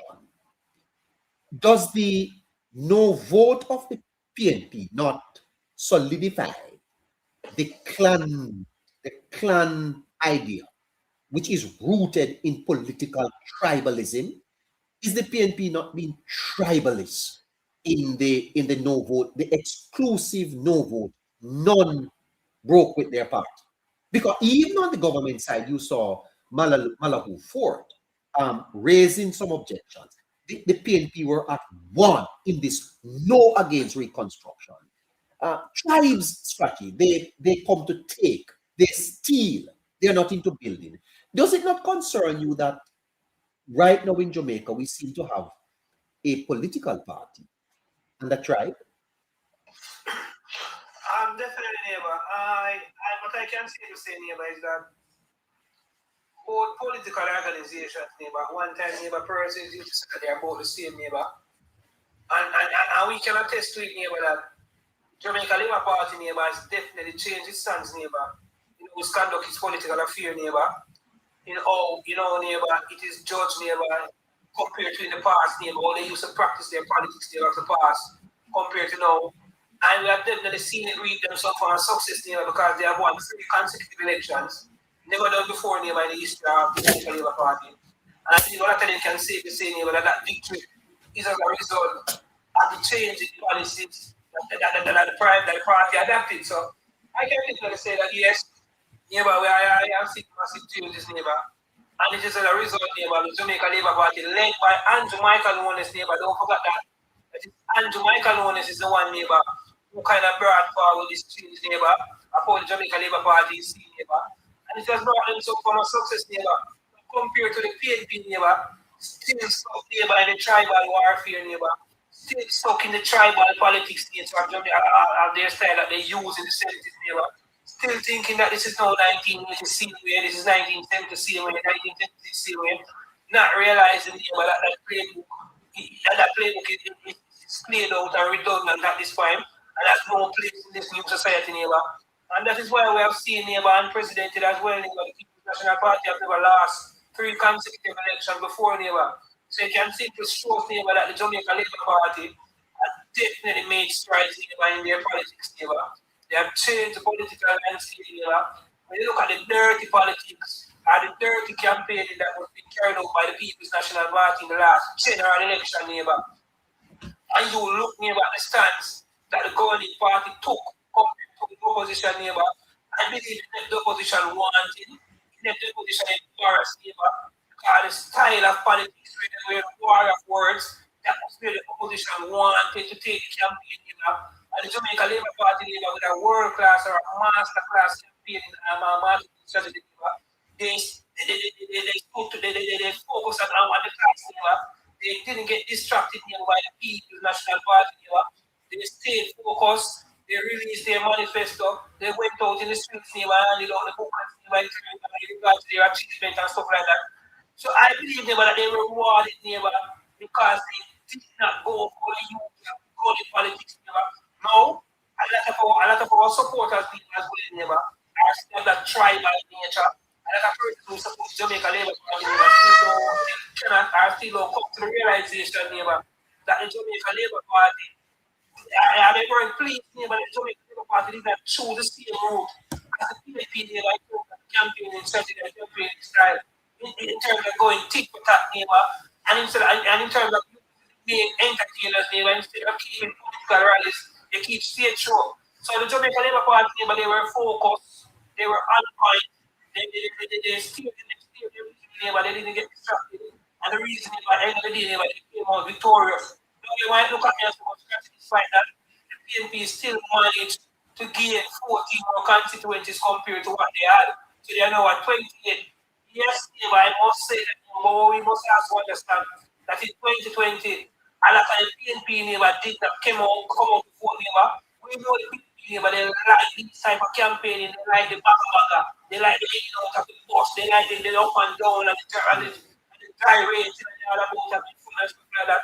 That is what the PNP like. When you look at the cohort of the Jamaica Labour Party supporters, this is more core that goes to substance. So the Jamaica Labour Party had a choice where they had to stay focused because the supporters are persons who support Jamaica Labour Party are persons who don't want to hear the entertainer come on the stage and sing in favor of stuff. We have youth for that.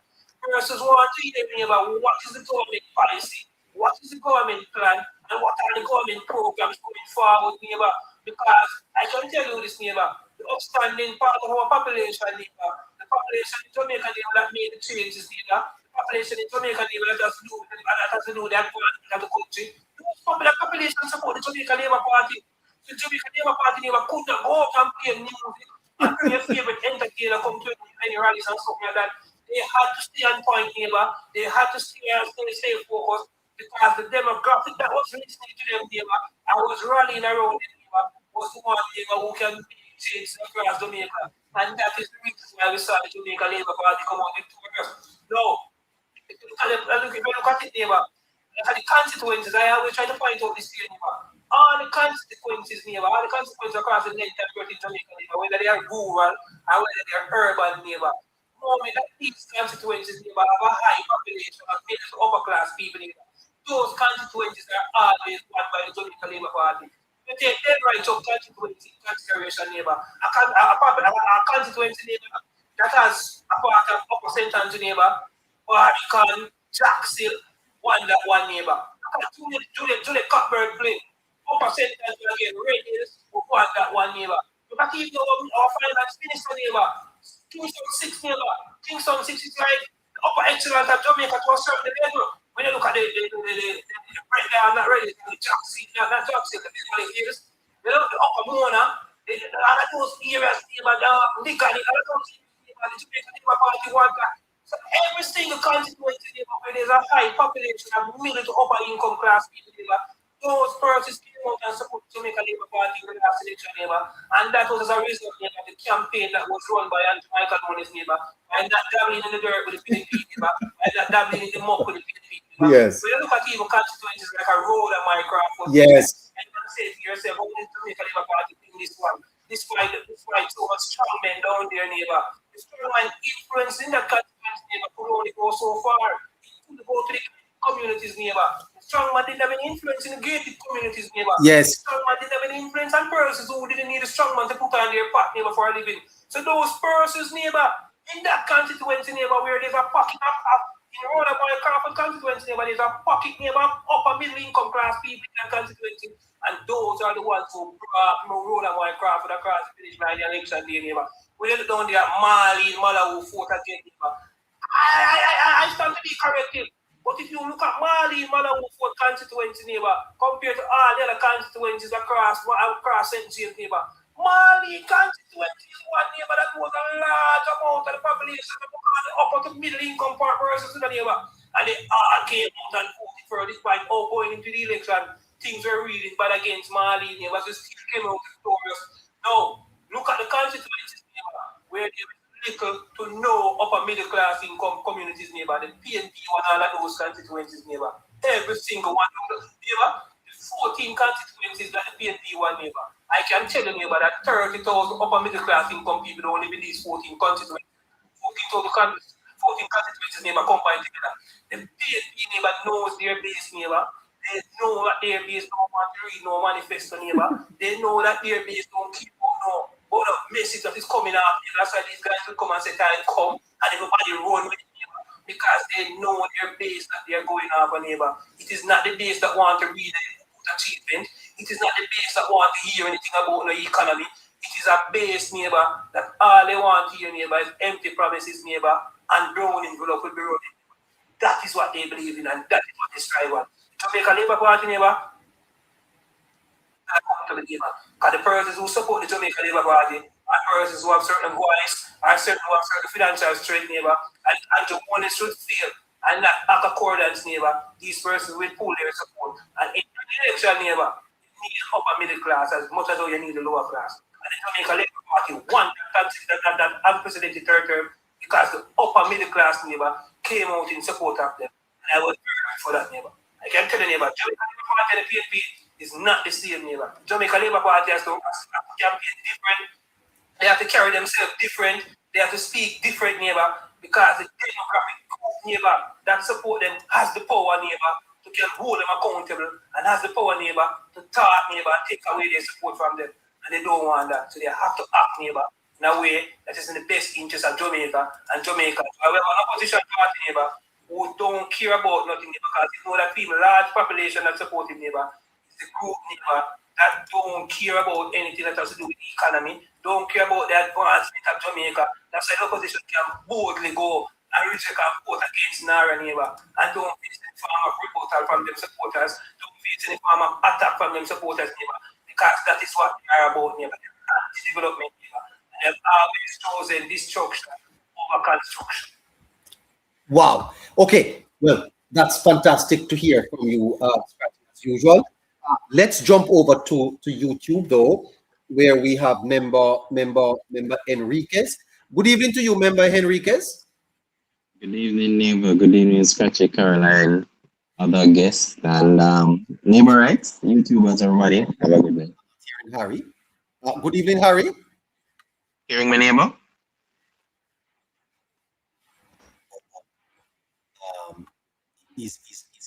Hold on. Hearing me, neighbor? Sorry, I'm hearing you now, member. How are you, sir? Oh, I'm doing good now, neighbor. I'm doing good. You are doing. I'm hearing you quite okay.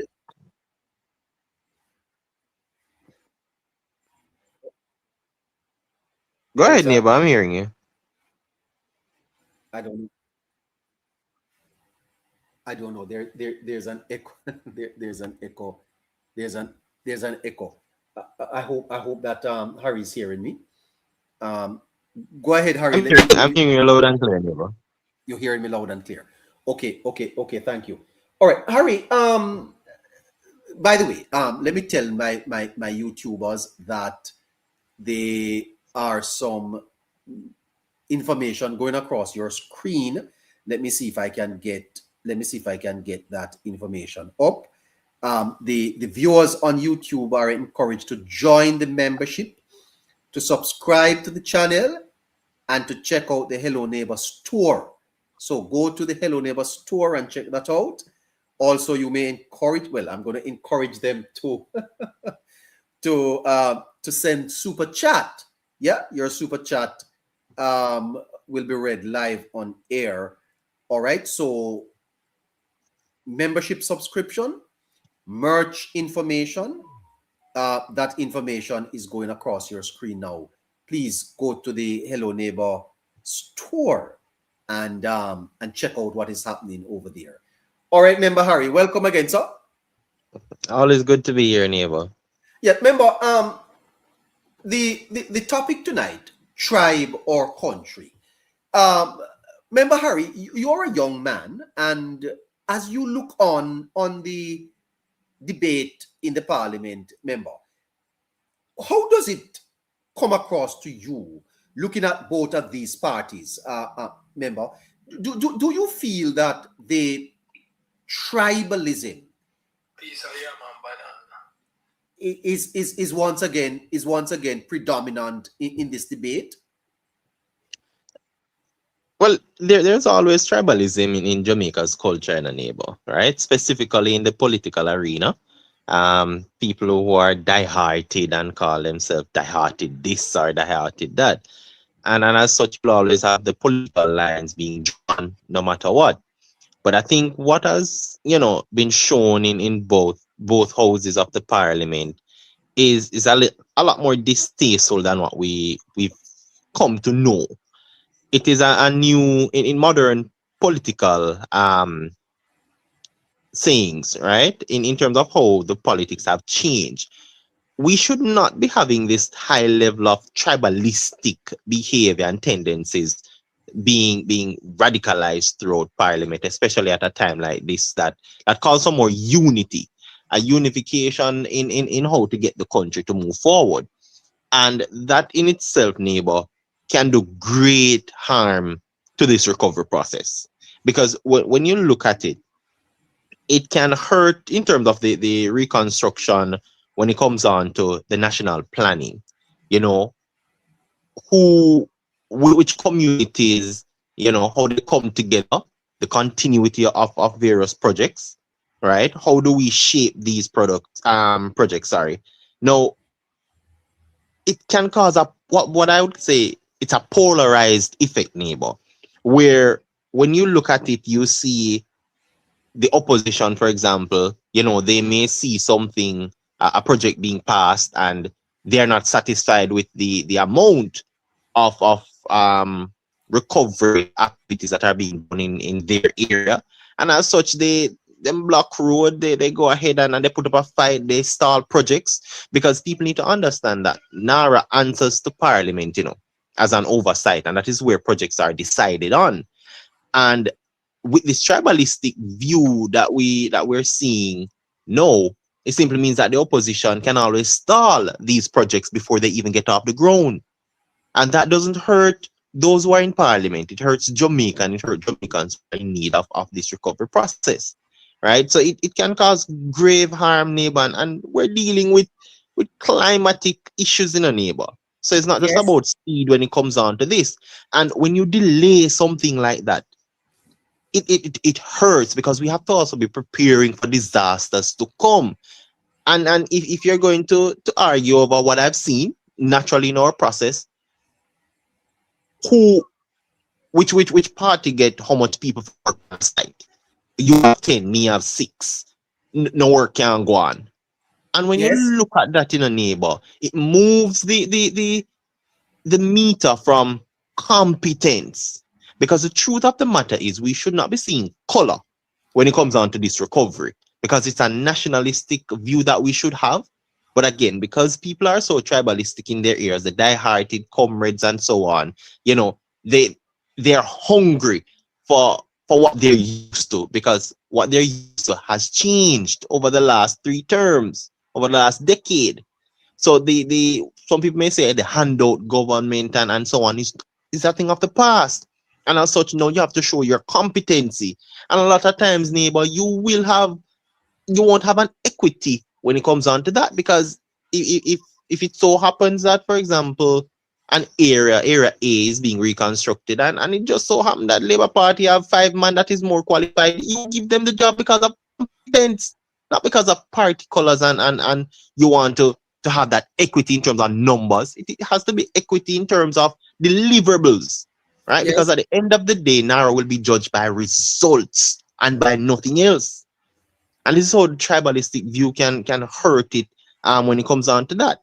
Now, the shared responsibility also gets divided, neighbor, right? Nobody wants to hold each other accountable. It is going to be, I'm going to defend my person against you. It's us versus them. And we've seen what that caused, neighbor. We've seen it from the 70s, 80s, 90s coming up. And it has not brought Jamaica to fruition. It has stalled us. It has pushed us back when the rest of the world was moving forward. And as such, I'd say it holds no place in today's politics, in today's governance whatsoever. But unfortunately, we're seeing a selective few who they have more power than anybody else want to bring back those days. And I say those days should not enter or should not go beyond our parliament to in our society. Let me ask you, what is the damage to the future of Jamaica that you think this moment does? Is it should it be just passed on as the PNP voted no, the government voted yes? What are the lessons that we can learn from this, Harry? And at the same time, how is the People's National Party to be viewed in light of what is happening at this point? Mind you, we are in a period of national reconstruction, and the PNP have been nothing but obstructionists. How do you think the PNP are to be viewed, or how do you think they are being viewed, and what will history record of them for this moment? Well, there's two sides to it, in a neighbor, because currently, as it stands, history is written every day, and as such, the opposition is writing the history that they think will prevail. And I say that because they're doing everything in their power that they know, right, which is to stall, to delay, to disrupt, to distract, right? And I can call a whole lot of this, in a neighbor. But it is one that comes down to everything they're doing that they think is power, because Mark Golding has said it. They have gotten 14 more seats. There are 14 more voices in parliament, and he has kept forgetting that strength is not necessarily numbers. It's the competence and how you execute. And as such, they're mistaking that, yes, there are 28 of them, and as such, we can fight every and anything. But at the end of the day, those persons who would have voted for you, for one reason or another, you are delaying their very advancement. You're delaying their recovery. You're delaying them to build back better, to build forward. You're not hurting yourselves now, because all 20 of them perfectly fine, and them might get 50 at the end of the day, they might get $15 million a year time and counting, right? Because they're the ones who are feeling the pain. They're the ones whose roofs were blown off, whose house was decimated. And as such, they think that with all the persons they've infiltrated in different institutions across the country, they think that they can shape how history remembers them in a powerful way. The truth about it is that they will. Harry, little breaking up there. Hearing me, neighbor? Yeah, you're breaking up a little. Go ahead now. Yes. So I'm saying the other part to it is how the actual Jamaicans who wants this recovery, including some of their people who voted for them in a neighbor, it is how they will tell history. It is not how 400,000 people tell a history of 2.8 or 3 million people. It is the collective that will decide it. And once NaRRA does its job and is executed the way it ought to, we will see how history should and will be recorded in terms of how and what are the results of Jamaica. And the truth about it is that the international stage as well, neighbor, will etch a part or a chapter in Jamaica's history books, because this NaRRA delivery and the results that will come will be studied for decades to come, not by like states, but also by major countries across the world who will want to model this, right? Because thus far, we are in line and ahead of a lot of major countries when dealing with disasters. We've seen it with COVID, and we're seeing it now. The World Bank has said it best. We are forward thinkers, neighbor. And as such, for a small member state, and we're putting something like this, having studied 3 of the world's devastating disasters, and to implement something like this in such a great way. And I know a lot of people, they're talking about, the Prime Minister has a lot of power and so on, and there's no oversight. And all of that is crap. Because unlike the other countries, neighbor, how this has been and will be implemented is a multifaceted thing. It's accounted on different levels, and I Yes. think people aren't understanding what the levels are. Right? I hear people beating Jamrock, but they praise Epoch. Jamrock is a better version of Epoch. So how do you, and let me put it this way, Epoch, neighbor, is the best institution of its kind in Jamaica's history. Epoch. Epoch, right? And Tell us, anybody can. tell us a little bit about what Epoch is about and what it does. So the Epoch is the Economic Program Oversight Committee, neighbor, which in terms of the global, it's globally recognized for one, which means it has to be something good, right? And it is an independent committee.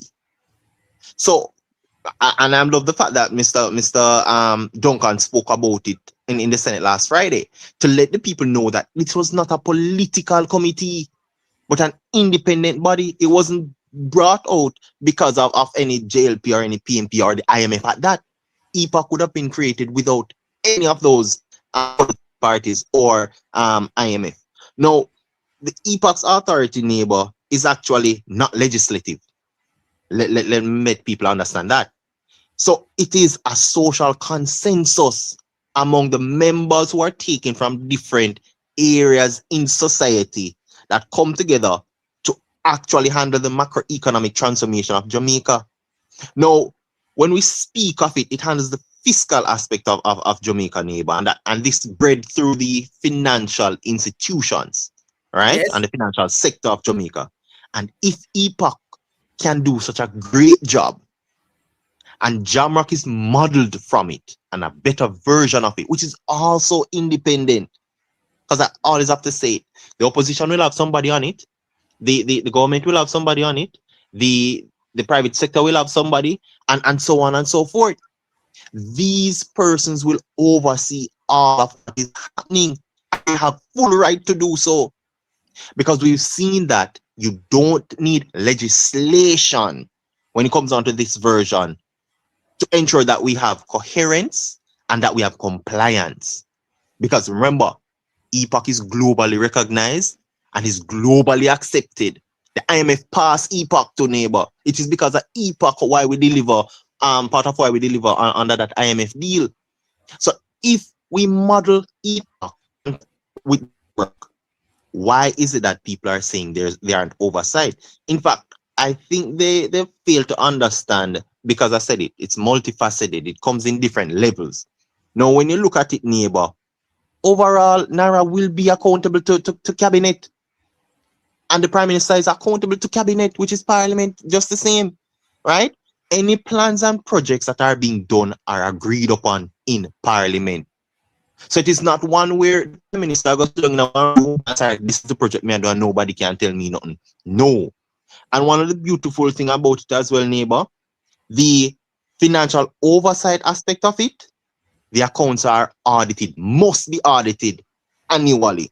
And if persons are worrying about the time frame, right, the cabinet secretary selects an external auditor, not the prime minister, not the parliament, not Mark Golding, not the minister who is carrying out a project.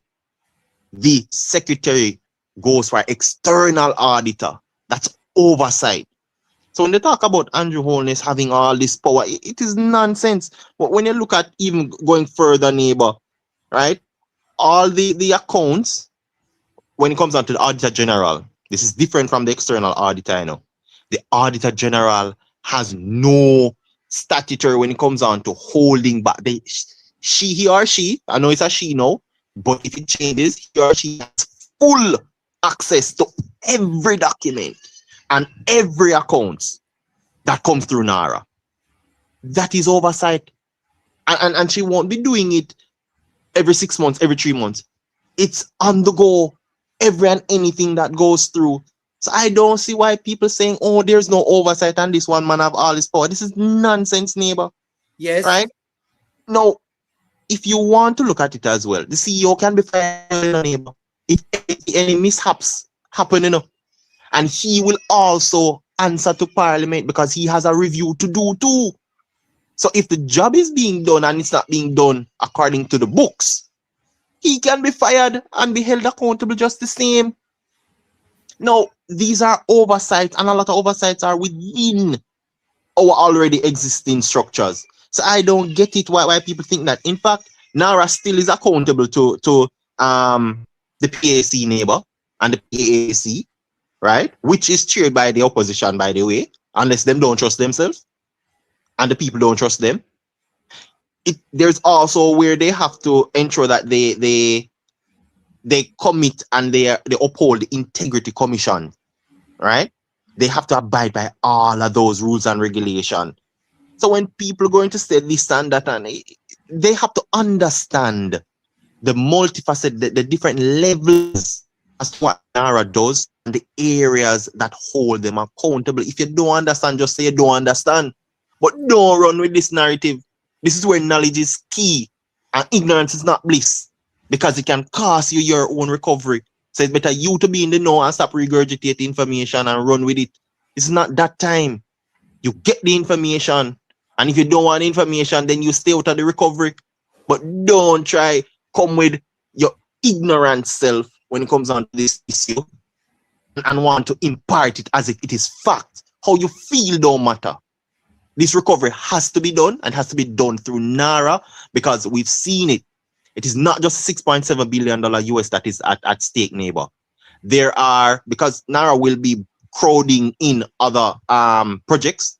Remember, the government itself couldn't even deliver its own projects. Money that has been budgeted for years upon years, and this has been happening for decades, can't be spent because of the bureaucratic process and the procedures. Procurement take 4 years to approve one little fence or one school. So you know how much government couldn't spend money. But NaRRA will be helping us with that. Private sector development that is there. People can't get it passed and sit down and wait for approval. That's money outside of the 6.7 billion. And that NaRRA will be crowding in all of these things. So when people talking things, neighbor, they need to come with the facts and go and read the bill and come back again. And not listen to sound bites and clickbaits and all of that. Read the damn thing for themselves, man. well, yeah. All right, Member Harry, coming back to you. Protecting Jamaica, we have 10 minutes to 10 o'clock, and I'm going to have to give you 3 out of that. I'm going to give Scratchy 3, and I'm going to give Member Harry 3, and I'll take 1 minute to put a lid on the show tonight. Protecting Jamaica, you have 3 minutes, sir. You know the subject we have been talking about. You have 3 minutes at large. 3 minutes will not suffice, neighbor. But you know what? I hear Harry using some words a while ago, and I think we're falling into the trap, supporting the PNP's argument when we use them words that them don't know, and they are not aware, and they are not familiar with. Neighbor, these people know what they're doing. They have no intention of allowing NaRRA to be the golden end that lays the golden egg. Yes. They know what they're doing. Keith Duncan stood up in the parliament on Friday in the Senate, and he reminded them that the PNP don't own EPAC. It is himself and the business leaders who came up with the idea and drafted the parameters and went to Peter Phillips with it, and he signed off on it. And he named Jeanette Calder because and reminded her of her statement she made in regards to EPAC and how significant it was that you have such a body to see to the monitoring of a program that the government was undertaking with the IMF. And then he continued by saying that Jamrock is the same thing as EPAC. So the same support that you give EPAC and the same voice that you gave EPAC when the PNP was government, when EPAC came to life, Jamrock is the same thing, even more powerful and even more structured. than the EPOC. So give it the same voice and give it the same support. And neighbor, again, I try my very best sometimes when I put my thoughts together concerning the issues that are discussed daily in our society. I try my best to not fall into PNP trap, because I think it would make better sense to tell the people them say, listen me, NaRRA is going to rebuild Black River. It is going to rebuild Westmoreland, Hanover, and Trelawney and St. James. It is going to rebuild these places, but also not just to rebuild what was. It is going to rebuild people's lives, but it is going to build better than what was. And NaRRA is this vehicle through which a lot of other projects that needs to take off are going to happen. Here is one example. Even while we're discussing NaRRA, neighbor and listeners, Desmond Mackenzie gave the Westmoreland Parish Council all the money to build the bases for some houses for the people who did in a shelter, the PNP them who did in a shelter. The Westmoreland Parish Council take the money. The contractor start the bases and reach about 5 or 6 and couldn't get no money to pay the workman them. The job have to stop. This is what NaRRA cannot deal with. And this is what NaRRA is going to fix. You're not supposed to have, what the PNP want, to set up a committee to use the same apparatus that exists to do the rebuilding so that them can use the parish council them where them are in control of to make some money for run election, but to also hold up some of the project them say government can get bad mouth. NaRRA is going to cancel out all of that nonsense and skullduggery. But better yet, hear what happened, neighbor? The People's National Party will not have any handle on anything that NaRRA will be doing. And there goes the problem. No money not going to pass through no parish council where they can cipher off how much million the clansman fi go drive one water truck or water the whole of St. Catherine. No money not going to cipher off down a Mandeville. Over in Hanover, where one man draw some pepper light round one bush. The mayor draw some pepper light round one bush one year and say a Christmas tree lighting that in Hanover. And 750 million was spent. The People's National Party knows that with this structured approach to developing Jamaica and rebuilding those areas that were demolished by Melissa, they know that the only problem them have is that no money now go pass through them hand. And we need to talk the things them how them are. The PNP want money out of NaRRA for spend over in St. Thomas. Election thing them depend. They want some money to spend on Portland too. To feed the hungry comrade them. And that's all them depend. And what you see them doing now, neighbor, they are campaigning, them start the campaigning. Why? Because, as I said to you, we tell you, the PNP does not have a base bigger than 325,000 people. They don't. So what they're doing, they're trying to keep the base alive. Them know them not going to have no more money to spend next year when a local government election. I wonder if some of us forgetting that local government election is due next year. All they're attempting to do is to keep the ground fertile politically, keep the base alive. And we should not allow them to get NaRRA tangled in this kind of political nastiness.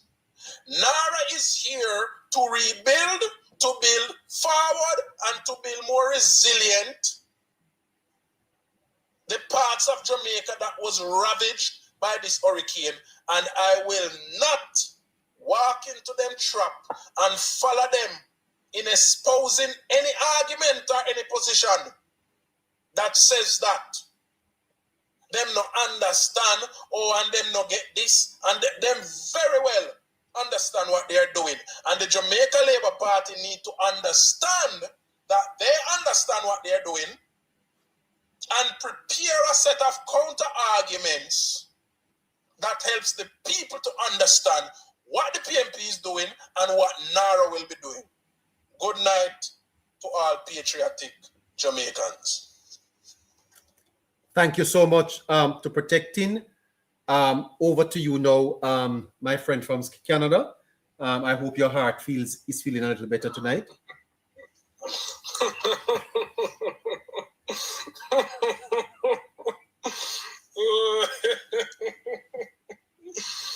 Oh, never needed that one. Art want what the arts want, neighbor.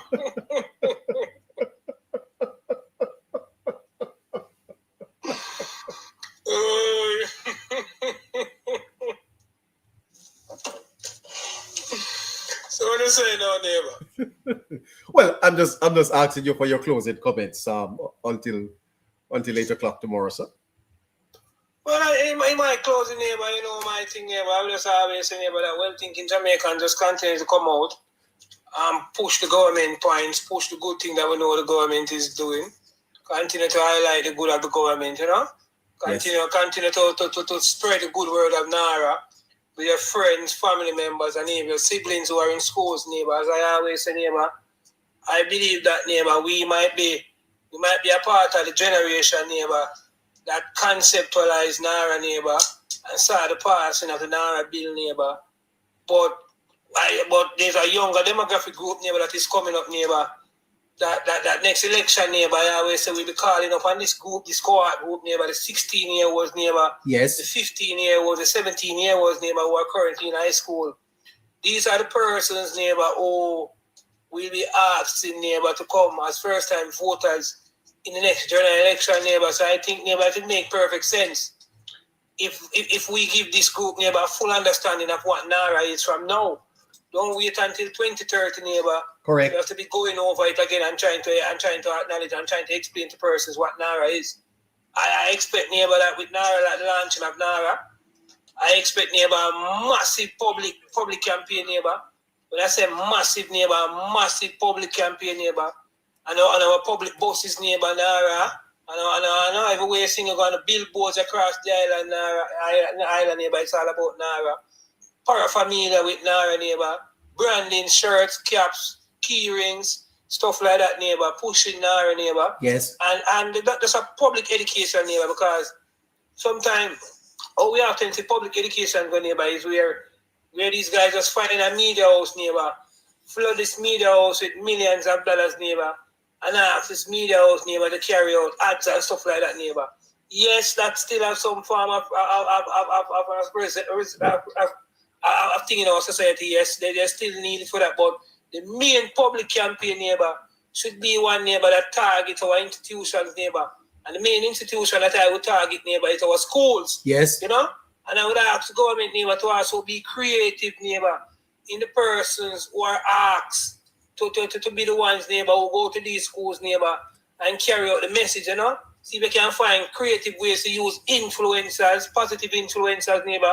Give them the booklet, the pamphlet, so they have an understanding of what NaRRA is, and ask them to go into our schools, neighbor, because I tell you, neighbor, and I'm going to say it again, neighbor, this is the cohort group that will be calling upon, neighbor, to vote come 2030, neighbor. They will be the first-time voters, and I think it would make perfect sense, neighbor, if we let this cohort group have a better understanding, better knowledge of what NaRRA is, neighbor, so that come 2030, neighbor, when they have seen some of the projects, neighbor, that might have been rolled out as a result of NaRRA, neighbor, they can acknowledge it. They knew about it, neighbor, from a tender age, and now in their adult stage, neighbor, they can vote on it, neighbor, and support it going forward. So That is my take on NaRRA, neighbor. A massive public education campaign. There's a lot of funding in NaRRA, and I would expect that a part of that funding, neighbor, is done, neighbor, towards the campaign, neighbor, and the pushing, because this is so important, neighbor. Yeah, I agree with that. This is too important for it to just fly over the heads of our citizens, neighbor. And sometimes, neighbor, my granny always say, sometimes when the tree too big, neighbor, it's all of a bend. So I think, neighbor, sometimes I don't want to waste my time, neighbor, pushing any narrative, neighbor, to some of these so-called comrades, neighbor, these older comrades, neighbor, who stuck in them always, neighbor, who still believe Michael Manley is Joshua, neighbor, who still believe that Haile Selassie really did give Michael Manley a rather correction, neighbor. You know, I don't want to convince those persons about what NaRRA is, neighbor. I think there's a younger group, neighbor, who understands technology. There's a younger group coming up, neighbor, who knows and can see, neighbor, what development look like, neighbor, and have an appreciation for development, neighbor. There's a younger group coming up, neighbor, who have more pride and more dignity than their parents or their grandparents who support the PNP, neighbor. And I think, neighbor, that at some point, neighbor, this group, neighbor, will be given the opportunity, neighbor, to have their own free will as to where their vote go. Yes. So I believe, neighbor, that in the future, come 2030, a lot of these traditional communities that we see, neighbor, where persons normally vote in line with their grandparents, vote in line with their parents, neighbor. In a lot of these PNP communities, especially, neighbor, we're going to see persons changing, neighbor, and branching off. Because what these PNP supporters, all these PNP so-called dinosaurs don't understand, neighbor, that their kids or their grandkids is in the farmer schooling system, neighbor. A lot of these kids are considered well bright. And any bright student, neighbor, any bright child coming up, neighbor, would definitely, based on looking at what is going on, neighbor, will not support the People's National Party, neighbor. So I can tell you, neighbor, that come 2030, and I talk about the third term, neighbor, based on how the third term was, yes, it was very consequential, it was very important, neighbor. But I think 2030, neighbor, that fourth term, neighbor, is going to be even much more telling, neighbor, going forward, neighbor, because that fourth term, neighbor, is something, neighbor, that we have to look to. And the fourth term, neighbor, the government will be judged, neighbor, solely, neighbor, and its reconstruction of the disaster era. So with time constraint and everything, I will just land there, neighbor, for as a result of time. But much love and respect. Yeah, man. Before you pick it up, there is something important I was scratching just a little while that I was saying earlier. You say if the government smart, the Prime Minister, few days after the Ilangoli rhythm was dropped, he endorsed it. If the government smart, then put NaRRA on the Ilangoli rhythm. Well, yeah, that's so true. That's a laugh, sir. Very true. Very, very true. Member Harry? Yes, Mr. President. You know, it's yours to take home, sir. Take us home tonight. And when you're through, tell our friends over on YouTube goodbye. It's over to you, Harry, to bring our program for tonight to a close. Well, to utilize the KISS method in a neighbor, keep it sweet and simple. Yes. I just want to implore every Jamaicans to just read for themselves, neighbor, right? Tune into programs like these that will give the facts over our feelings, right? These are conversations that matter, especially when it comes on to the livelihood and reconstruction of our not just physical structures, neighbor, but a whole culture and society. When it comes on to ensure that we aren't left in the wilderness, as we've seen after major hurricanes, neighbor, for Jamaica to go back on the map and really and truly realize the potential that we all have grown up. Our forefathers have seen it, neighbor, and say, yeah, man, Jamaica can do this, and we've never done it. NaRRA will catapult that for us, right? It's a catalyst to getting these things done, and I want everybody to inform themselves as best as possible. As it relates to the government, you know, endorse in terms of what Scratchy said, you have to find ingenious ways now to get it out, right? To educate people, ensure that they know that this is their civic duty, because there's an important part to NaRRA where the citizens, when the data is being collected and the projects to be decided on, it's the citizens that will decide those, neighbor, based on the information gathered on the ground. And as such, if you don't know what you really want and what is capable, then you won't be getting what is best put forward. So you have to know so you can actually have a great input when it comes on to NaRRA and the reconstruction of your very communities to the greater extent of Jamaica. So, like I said, neighbor, keeping it short, and I want to say to everybody else, neighbor, the diaspora, keep on spreading the good word, keep on advising people about it, keep pushing them to get the information, because you play a big role. You know, it is not just remittances that you play a big role in and have a big say in Jamaica. Now is the time to also ensure that those who are overseas that wants to come back home, they can play a part in shaping the Jamaica that they want to come back home to. And I land it there. As regards to YouTubers, you know, you can always give your word in through the comment section. You know, there's also the super chat. You can always send your super chat as well. We do advise you to go ahead and do that. The merch is on the website as well. You know, you can take a look at the merch. You can see what you like. You can advise us on you know, any purchase you do want to make. That happen directly through the website as well. And you know, we're looking to bigger and better things. This is the Politics Plus Network, where conversation matters, where you matter, your voice matters. And of course, we're going to echo what is true and right for Jamaica. So YouTubers, love you. Have a great night. Continue supporting. Tell a friend to tell a friend, and tell that friend to tell a friend. Like, share, and subscribe. And let us grow together and help Jamaica build even better. Fantastic. Great. Well, Shafreen and my friends on YouTube, thank you so much for tuning in tonight. Tribe or country? The PNP's no vote, the NaRRA debate.